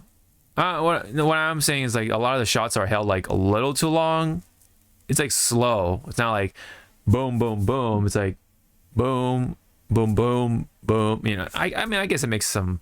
It doesn't have a beat. It doesn't have a beat. Yeah, exactly. Kind of the beat. Some of the beats are held a little too long. You know what I'm saying? Like, kind of thing. But anyway, so very. I feel very mixed for sure, but I will watch it nonetheless. Try to watch it. As well. Yeah. This man's gonna watch it. Like night showing. Maybe a night showing. Yeah, we'll see. Yeah. Very late night catching. We'll see. A lot of people are like, what I saw on Twitter is like, oh, I hope, not in the movie, but like they made it like a side video. It's just Jet Black as Claptrap, you know, doing a song. Oh, okay. You got the monsters in there too. Yeah. The vehicles, let's not forget. Yeah. I think really my big issue is like not including Brick, not including Mordecai, and including already like Tiny Tina for some reason, and then fucking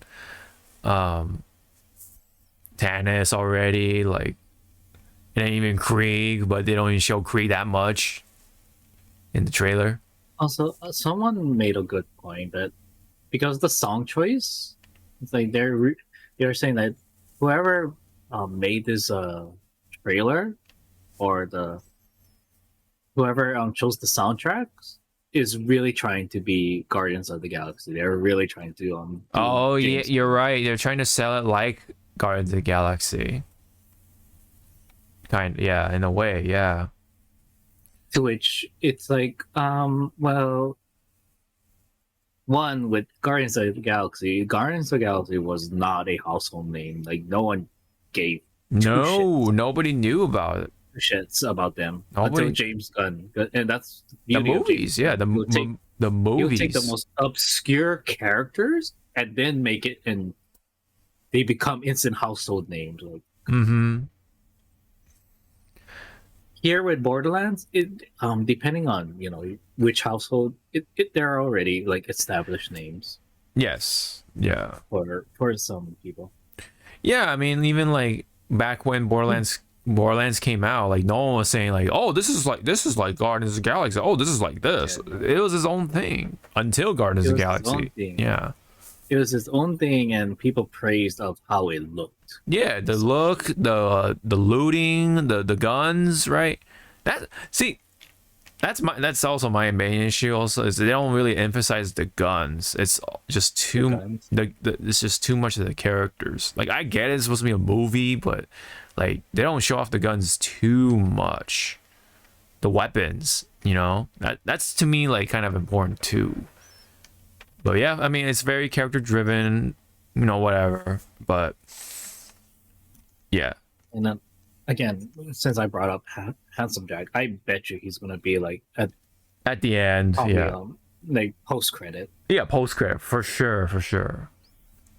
He's too popular not to be included in Borderlands nowadays. To which again, really well done villain, like written perfectly. Yeah, for a game like that too. It's like, damn, you would not expect that, but it happened.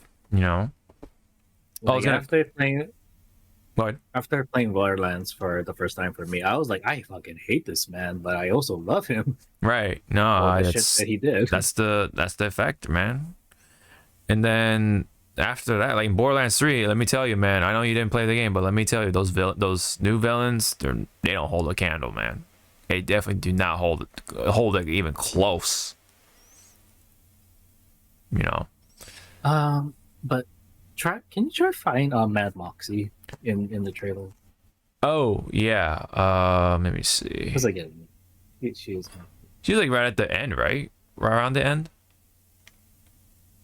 ish. Hold on. It was like a brief, like she was like, Yeah. It was like very brief. I'm guessing it's her, establishment. Right.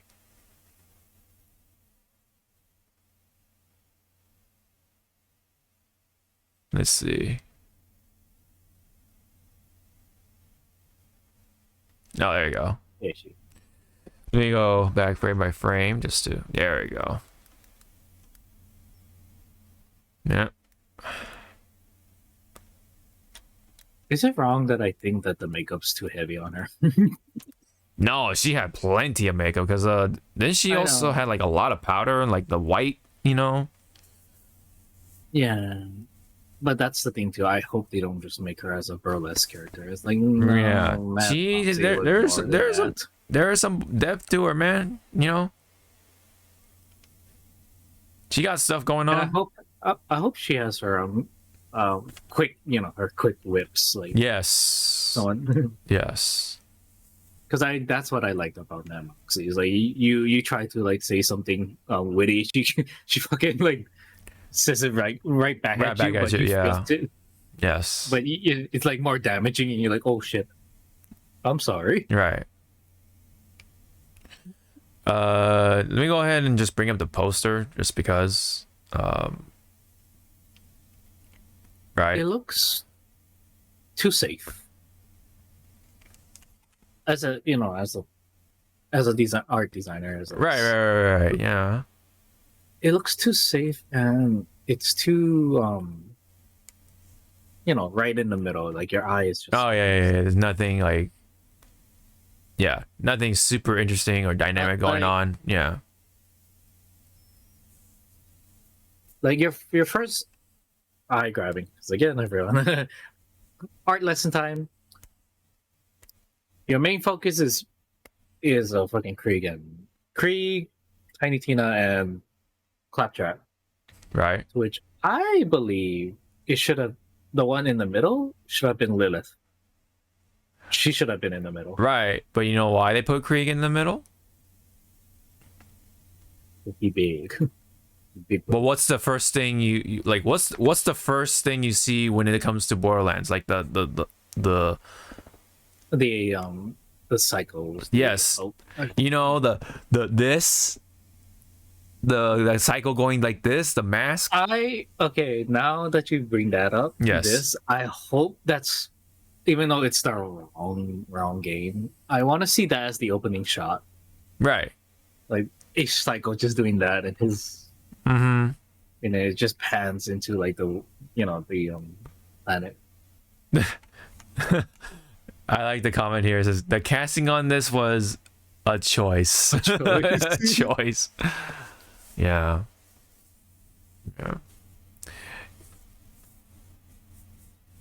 So yeah, I mean, for me, not much to say on the poster. It's just my big issue is who they chose. It's the characters, man.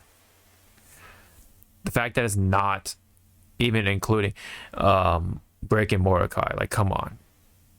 Such a disrespect on those characters. And then instead just bring in the popular picks. And of course, it's the girls, right? Like you got Tiny Tina, you got Tannis, and then I'm saying it again, they just barely feature Krieg, like he's nothing, he's kind of just there. And if we were to have Brick, I think the easy choice would have been Batista. He could have. I think he would have easily played Brick. Mordecai is a little more tricky. I don't know who would play a good Mordecai or Morty. Who would be a good Morty? I'm trying to think.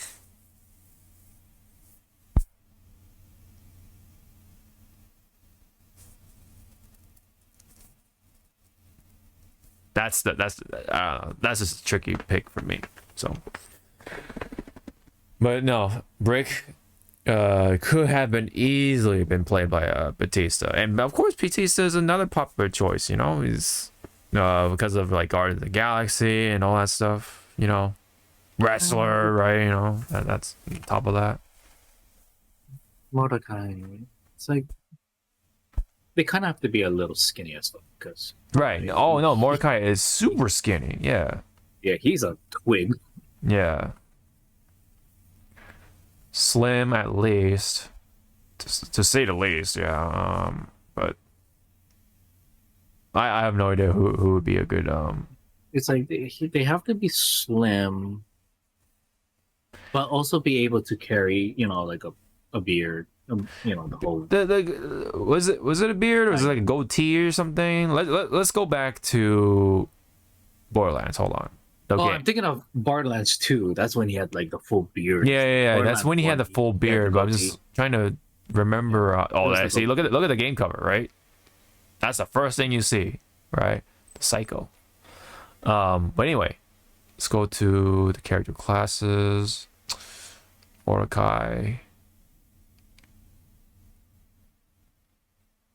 No, you see right there too, but yeah, he had like a little beard right there. Yeah, that's right. And then by the time 2 rolled around, yeah, he had a bigger beard. Yeah, that's right. And Bloodwing, that's right. Bloodwing, man. Rest in peace, Yeah, fuck that stage. I know.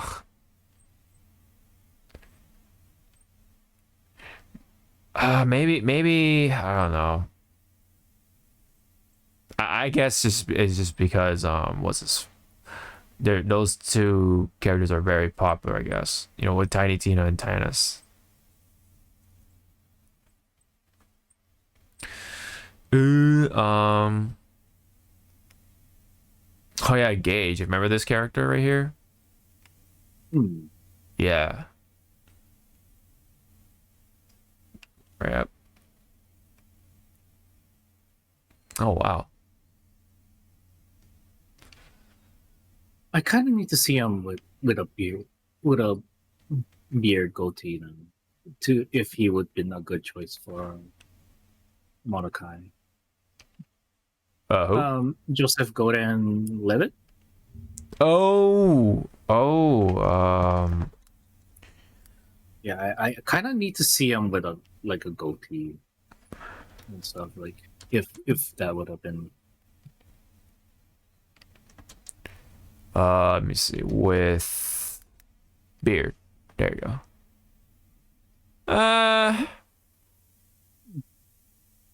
I mean, once you throw in all the makeup and the gear, maybe, yeah, Maybe could work. Maybe, you never know.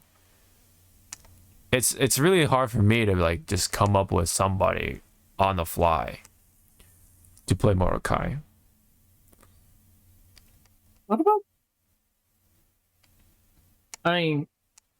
I'll accept him for being a little bit muscular.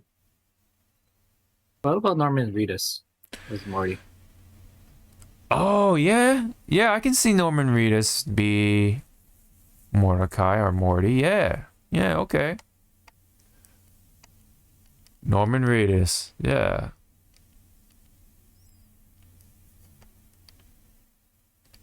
Or it'd be funny because Christian Bale tends to go back and forth with his physique. He could go skinny, go buff. I know. Oh fuck! It's a term in Hollywood of those chameleon characters. Oh yeah. Yeah, they go back and forth with that shit, man. That's just dangerous. I don't know about you, but that shit's dangerous, man. But anyway, that's personally all I got. It looks like a popcorn flick. It does, yeah. I think it's not gonna be oh my god, yes, it's gonna be like. I think it'll just be average at best, or just maybe just above average, just a little bit. But other than that, I think it's gonna be above average, but give it a few years after it comes out, then it'll be that cult classic. It's gonna find. I don't know about cult classic. I'm thinking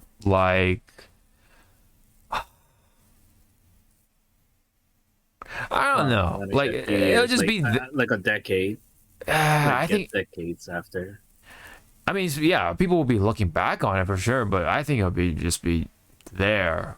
You know what I mean? Like it's Yeah, because I kind of want to. It's kind of probably gonna fall into like how the '90s Super Mario movie was, where Yeah. everyone fucking hated it, but then all of a sudden they had that. Like a lot of people went back to it. oh, the and were like, resurgence. Yeah. yeah, it's like, you know what? It wasn't that bad, but it was bad. But Well, it's a different kind of bad because it's like very like zany. Is that a right word for it? Yeah, it's very different. You know what I mean? Like a lot of it was like hokey different, as fuck. like hokey, like very like it knows what it's doing. Whereas here it's like they're doing a bunch of like weird choices in this movie. That's why it's getting all the thumbs downs too. And I was trying to read this comment too. It says this is like someone told an AI to make a Borderlands movie for people who like the Cheesecake Factory.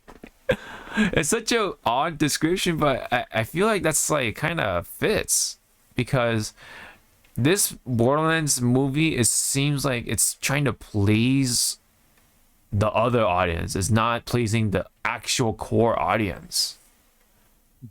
You know, you see what I'm trying to say? That's why they have, well, Jack Black is not bad, but Kevin Hart, you know what I mean? Kate Blanchett, you know? That's kind of, you know, and plus, like, you know, like Tiny Tina, you got Tannis, you got the popular shit. You know, I can see the comparison or the this comment, you know? The fact that they didn't have Marcus narrate the trailer and introduce the characters tells me all I need to know. That's one way to put it. To quote Sir Hammerlock, I feel my brain cells committing suicide one by one. You had to play Borderlands 3 to understand that reference. I'm sure you would really like Hammerlock if you ever play the game. Let me see.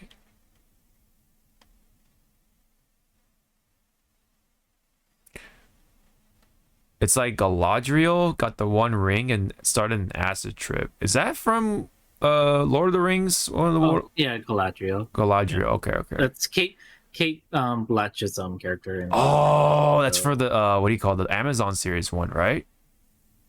Well, in the Peter Jackson films, she's the tall white elf.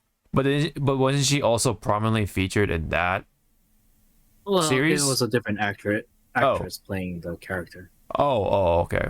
But this Galadriel was in Lord of the Rings. Okay, got it. Yeah. Anyway, wow, the fourth Jumanji movie looks pretty good. That's what I kind of feel. Yeah, it's like that. It's just trying to cash in on Borderlands with this popularity shit. Who's playing Roland's legs? Damn, man. Wow. That's a roast.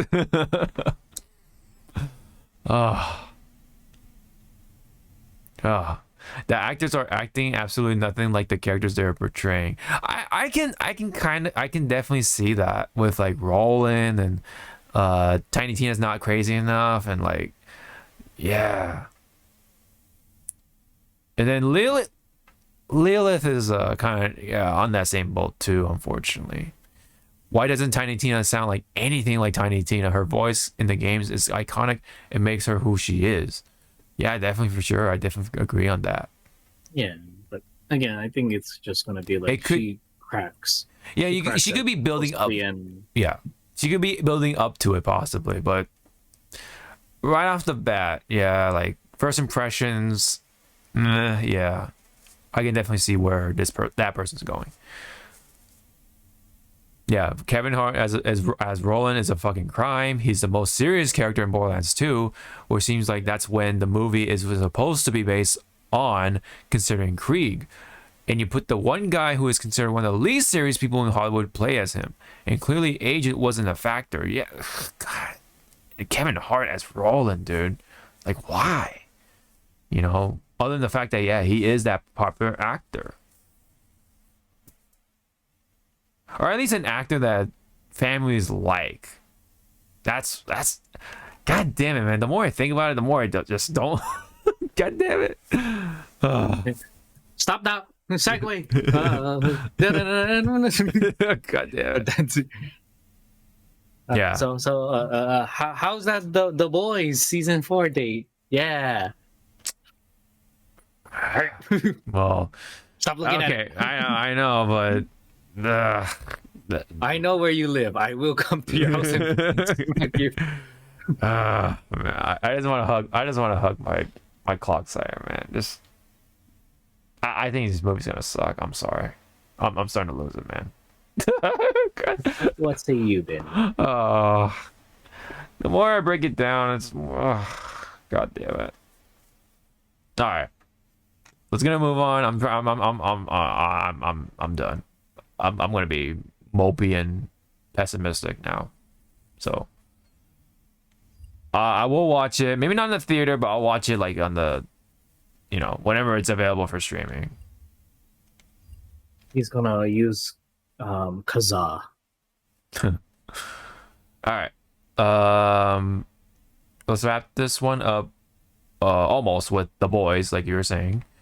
It's got a date for season 4, and it is June, I think. Yeah, June 13th, right in the middle of June, right in the heart of summer, you know.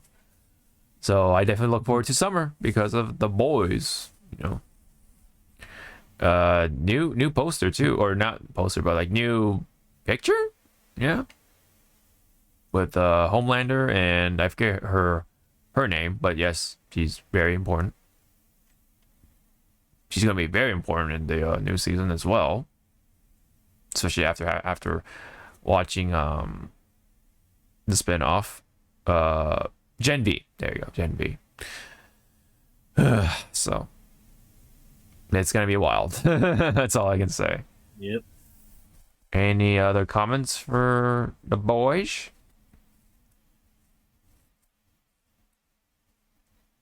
Better be more fucking bloody. Yes. 'Cause that's what I'm feeling like each season. It just gets a little bit more Yeah, bloody. it's more. It just ramps up a little in more a tasteful way, Yes. not like they're just doing it to Yes. just be bloody. It's like, no, Like, it makes sense. Yeah, there's a reason, I guess. My thing, I guess, at this point is I hope they do the same thing they did with season 3, where they release the first 3 episodes and then weekly after that. You know, so that I can kind of like, you know, get that nice splooge of The Boys and then just like take it easy by the, you know, episode 3 or whatever. I kind of hope they don't do just weekly throughout, because I'm just like, oh no, I want to watch more cliffhanger stuff. You know. So yeah. I wonder if this season we actually tie in with Gen V. I hope we. Well, tie that's it. the implication, though, based Yeah, off of what happens. So yeah, I'm expecting something. I hope so. I really do hope so, because yeah, with that kind of ending, they got it. ending and the build up. The build up, yeah. They got it, right? Like we better see it. Yeah, I better see it for sure. All right. Just a quick one involving with Avatar Last Airbender. Besides the fact that yes, the Netflix one is out. I haven't watched it yet. But apparently, according to Screen Time, the Avatar Last Airbender cartoon will continue an new animated film releasing in October 2025. The story will follow Aang, Katara, Sokka, Zuko, and Toph in their late 20s or early 30s. So basically, you know the Legend of Korra. There's that picture of the original gang when they're like adults. Yep. Yeah, they're kind of like that. Like that. I think that's gonna be around that time.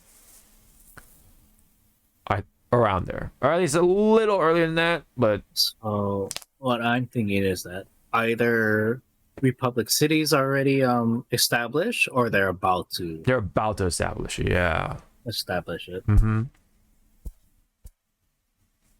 Which again, like, there's so much stuff in the Legend of Korra that I felt was more interesting. Like the trial Yeah. of that was interesting. I mean, to this day, I think in that trial, that's where Sokka died, because the blood bending and stuff. I think Yeah, That's where he died. that's the weird parts, man. Like what? it was like to me that was implicated. Like everyone was like blood bending. Mm-hmm. Yeah. Sokka being kind of like non-bender, Mm-hmm. unable to be a bender, and he was just a regular human. He probably did not have enough Resistance or something. Yeah. resistance to the blood bending, so he kind of like his Yeah. neck got snapped or something. Yeah. They like just not include him like for some reason like tell like Yeah, say like they- what happened to him, or was he did he get Yeah, they just said, "Oh, he passed." It's like, yeah, how did he pass? right. Shows the trial. Oh, No kid, he was here. no kids. Did he marry fucking Suki or not? Like nothing, man. Like what happened with Suki? That's another thing too. Like what the fuck? You know?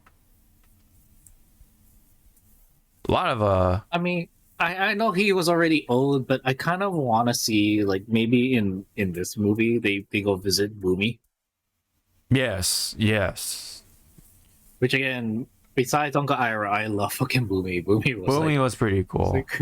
it's like I like you. You're that crazy granddad that everyone is afraid of, but you're that one child going like, I want to hang out with Yeah, with yeah, Grandpa yeah, Boomy.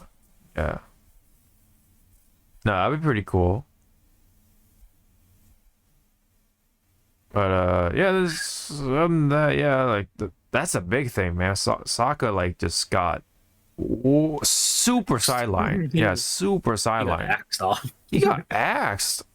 Like goddamn, man. Like what happened? You know, he's like one of the big characters in Legend of Aang, and then fucking Legend of Korra. He's like, well, yes, he appeared in the flashback, but other than that, it's like, Yeah. what happened to him? You Other know? than that, we hear nothing. Yeah, even Katara like didn't say much about. Even Katara, yeah, wasn't even fucking saying shit about him. Some people like myself thought like Toph's first husband Right, was Osaka. So, like maybe right. that, but still, it's like, did we just forget Sokka existed? Right. Which now also begs the question with Korra, is like when she was in the spirit realm, Yeah. she saw Uncle Iroh. Right. Why couldn't Sokka show up too next to Uncle Iroh? Right. That's another thing. Yeah.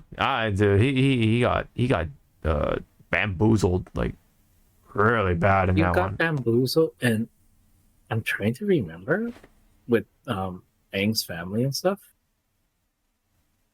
I don't think the boomerang was passed down. You're right, man. Yeah. Because I know Sokka lost the meteor sword. Somewhere the space sword. meteor- Yeah. Yeah, the space sword. It's in the wall. It's in the ocean somewhere. but, Somewhere. Yeah. it got knocked out of his hand because of the blimp. But Yeah.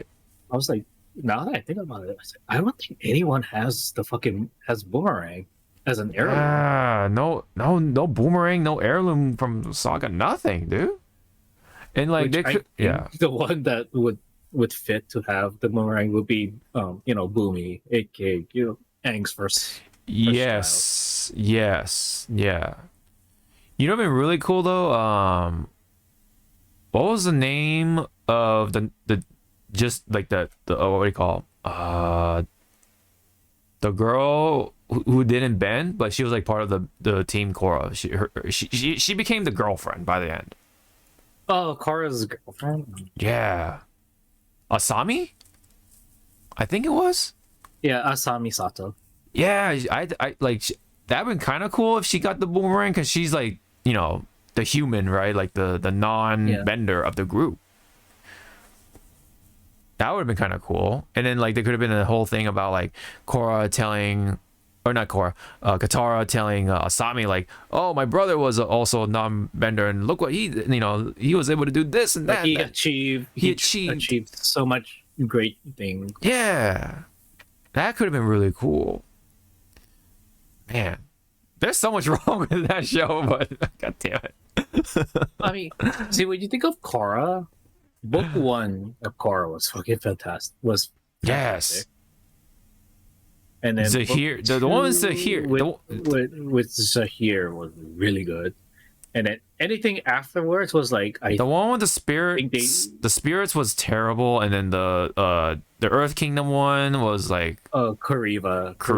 Yeah, Kariva was kind of like it was alright. It was okay, but the first two like villains or whatever, those were really good. You had what's his face? The one with the mask. The first villain, I forget his name. Oh, it's been such a long time. Amon. Yeah, Amon. Yes. And then Zahir. Yes, I really like Zahir. I think he was like my favorite amongst. Well, it's because Zahir like really got shit done. Yes. And called out people's hypocrisy. Yeah. For sure. Cue that scene from the Earth Kingdom where he went to the Earth Queen. Yes.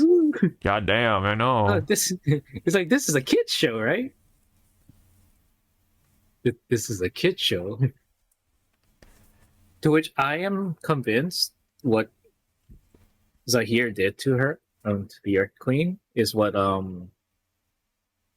Gyoso did to those firebenders. You know, there was like a lot of firebender bodies near Gyoso. Yeah, I think he did the same thing. He sucked out the air out of those firebenders. That was kind of and then I think in turn he might have killed himself too because he pulled all the air. Yeah, you're right. Yeah, the air out. Yeah. To which again, that man went out like a fucking boss. Yeah, he did. Yeah, he did. Oh, Gyatso, man. Oh. To which now, imagine Aang was able to do that. Right. I'm sure he can, but he doesn't do it just because, you know, it's Aang. But man, you know, imagine. Not Aang. Fucking I bet you freaking Kyoshi did that like once or twice. Oh fuck. Which See, going back to like Avatar: The Last Airbender, we're trying to prove Kyoshi's innocent. She did not do that. Yeah. Yeah, I killed him. So what? Yeah. I remember that. Yeah. She's still so happily like, yeah, I killed him. Oh yeah, just very straightforward with it too. I was gonna bring up a point though that I wished bloodbending was like not at much of a thing. Like if they're gonna make bloodbending like that, I wished every element had also like had that sort of like that killer sort of like that part. You know what I mean? Like I mean the firebending had the lightning, so it is destructive if you don't know how to counteract it. Right. And then with air, you can literally pull it out of their lungs, or you can like, you know what I mean? Like you can like do something with that, you know? What was it? Earth, you had Metal bending and lava bending. Right. What I'm saying though is that they could have like each element had a possibility of like really like be just be visceral, you know what I mean? Like control people's bodies or just rip them apart or something like that. Like that, I'm saying like that killer aspect of it, you know? Because, you know, with waterbending, yeah, you have water in your body, right? Like blood and all that stuff. But with Earth, you got metal, right? And then metal is in people's bodies. So, you know, it's including iron. So that could have been like a good counter towards bloodbending. And then with air, obviously you got air in your lungs, so you can like, you know, either use that air to pull it out, or you can like crush the lungs or something, right? They could have been like kind of like kind of go in that direction to like make it all of them be powerful, you know. But and then fire, obviously, and then you have you know, everyone has a fire, like you know, heat has some sort of something burning in them, right? Like that, you know, that's the whole that was the whole point with the, you know, whenever like they did the whole like dragon dance thing. Remember that with Aang and Zuko? And Iroh even brought up too, like everyone has a fire in them. The chi, like you have you know, kind of like that. Well, although chi is supposed to be like the center that controls all elements, kind of. But my point though is that everyone has some sort of like fire in them, and then you can somehow bring that up and then like, you know, like make them, I don't know, fucking explode or burn in the flames or something, right? Like that could have been like a whole different direction. But you know, if they're gonna like make bloodbending this like powerful thing, like this OP thing, like man, you know, that part kind of like didn't sit with me. But you know, at least with Aang, like, you know, he's the Avatar, so he can like just get out of it, and you know what I mean, take away bending or whatever. But I don't know, that could have been a potentially interesting direction though, to make not just bloodbending that thing, like that OP thing, but like everything else had their own like that killer technique, almost like that very, very like brutal you know, type of bending, aspect of bending. So I don't know, that was a little rambling or rant that I wanted to sort of get out, because that part in Korra always did not sit right with me. It's because it's like, oh, you just bloodbend your way and then stop everyone except for the Avatar, because he's the Avatar, you know. I don't know. But anyway, hopefully, yeah, this film will have, you know, will have that same spirit as Legend of Aang, in some aspects of Korra as well, you know, and maybe possibly answer some questions as to what happened, you know, why Sokka is this, or what happened with this character or whatever. Appa, what happened with Appa? What happened with what's the Appa make babies, Momo make babies. Yeah, Momo, and yeah, what happened with Momo and all that stuff? What happened to Suki? You know, what happened with you know, this and that. Toph's family stuff. You know, kind of, maybe, I don't know. What happened to the actor playing Toph? What about him?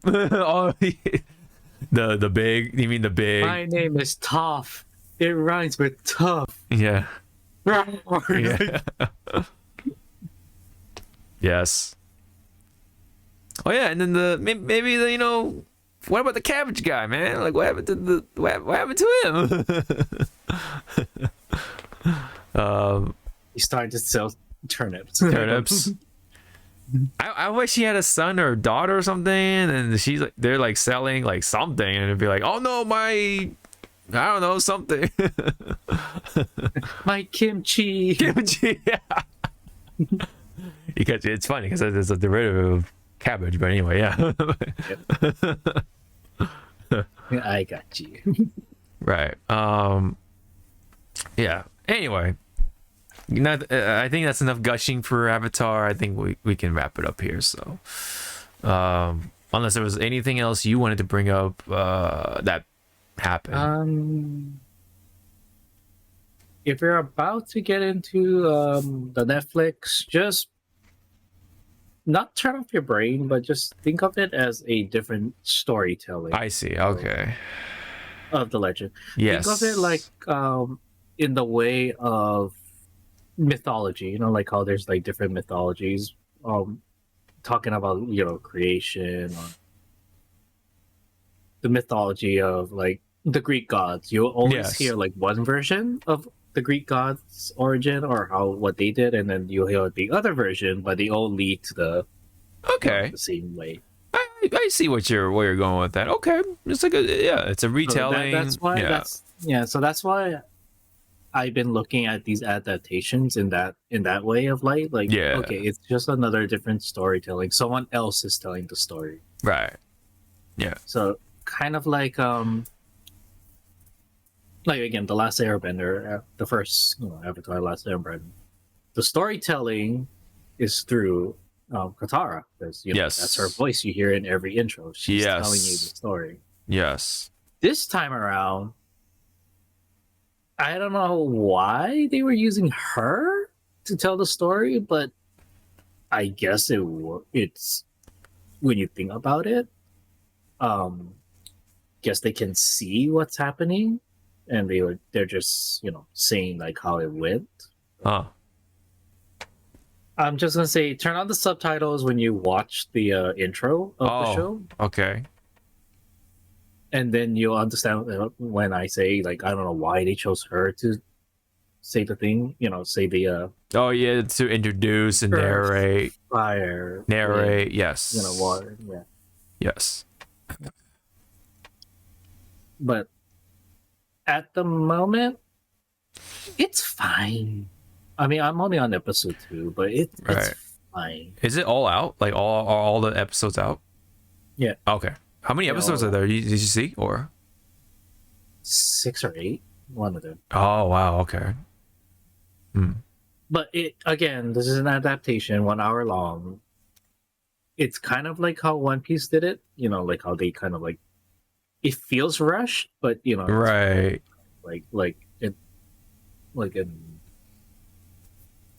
okay, I understand why.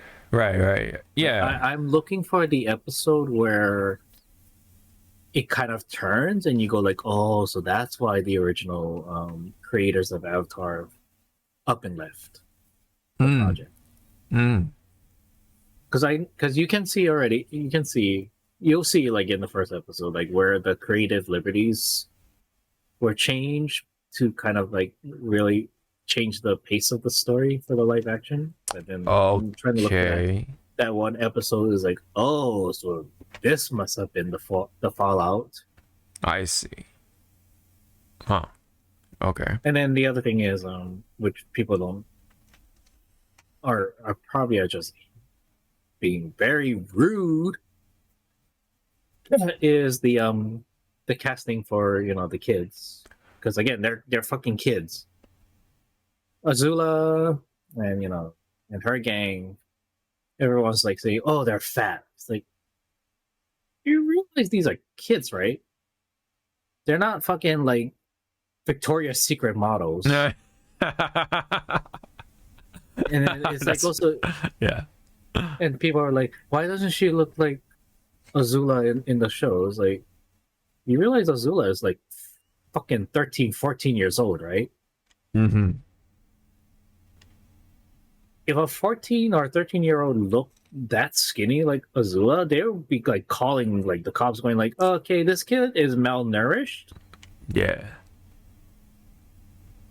So it's like, it's called baby fat. You had it. You weren't fucking Yeah. Like. muscle Joe as you are now. No, I had fucking baby fat when I was still like 12 and 13. There's a point in life, yeah, when you were slightly chubbier or like rounder or like stuff like that. Let me just look up Azula real quick just to confirm her age. So hold on. But I believe she was around 14. Yeah, 14 at the beginning of the story. Yeah, and then by the time we have the Surge trilogy, quote unquote, 16, 17. But you have to also remember that Zuko is supposed to be the older brother. So yeah. And that's the thing too, like with animation, you can't really show age unless you fucking make them like super fucking old, or you make them taller. Yeah, a lot of that's the not issue, but that's the thing about animation or cartoons and stuff like that. They don't do aging like that. Yeah, because it's a fucking cartoon, right? Like you're not really trying to be super realistic, Yeah.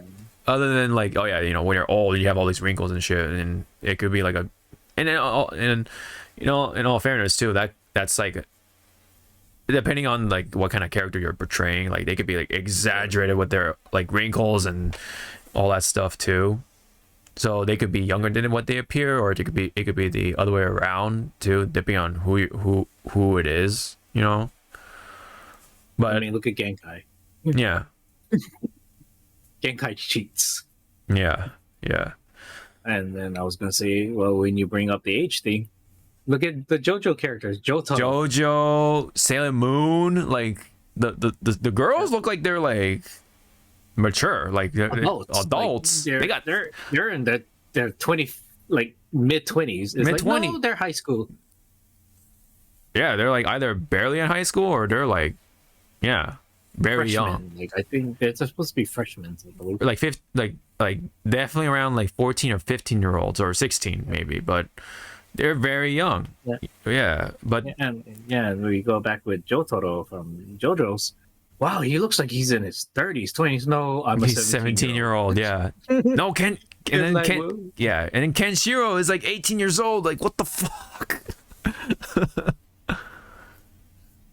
You know? Yeah, that's why like when you go like, it's like, wow, what, when you look at anime and what, you know, as a whole, it's like, wow, I wonder what age are these? Don't Yeah. even try. Yeah. You're gonna be like, wow. Right.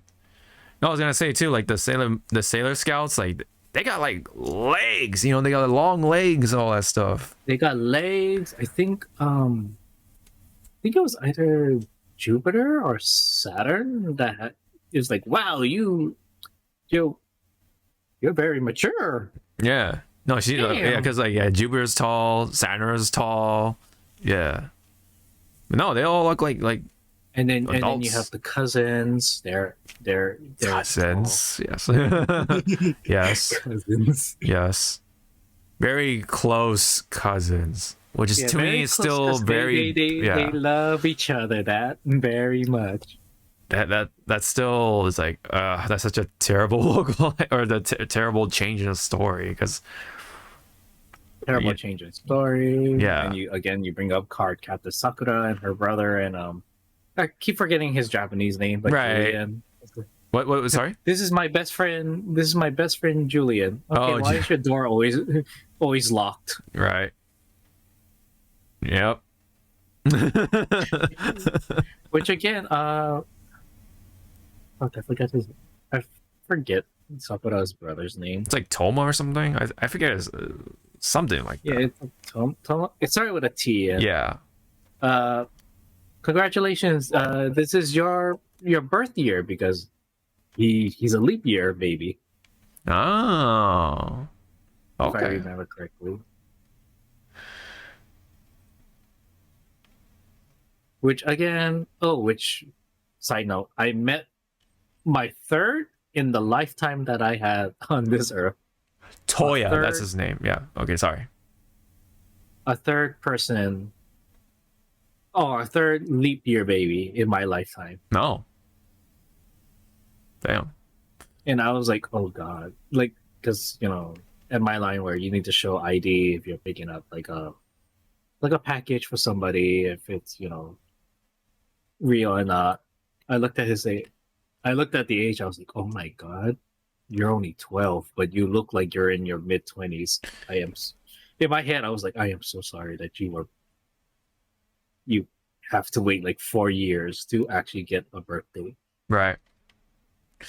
Yukito, that's the Japanese name for Toya's love interest. Friend. friend. Best friend. I love it here that they just straight up say, oh, boyfriend / love interest. Yeah. The English dub would like a word with you. Yeah, I know, right?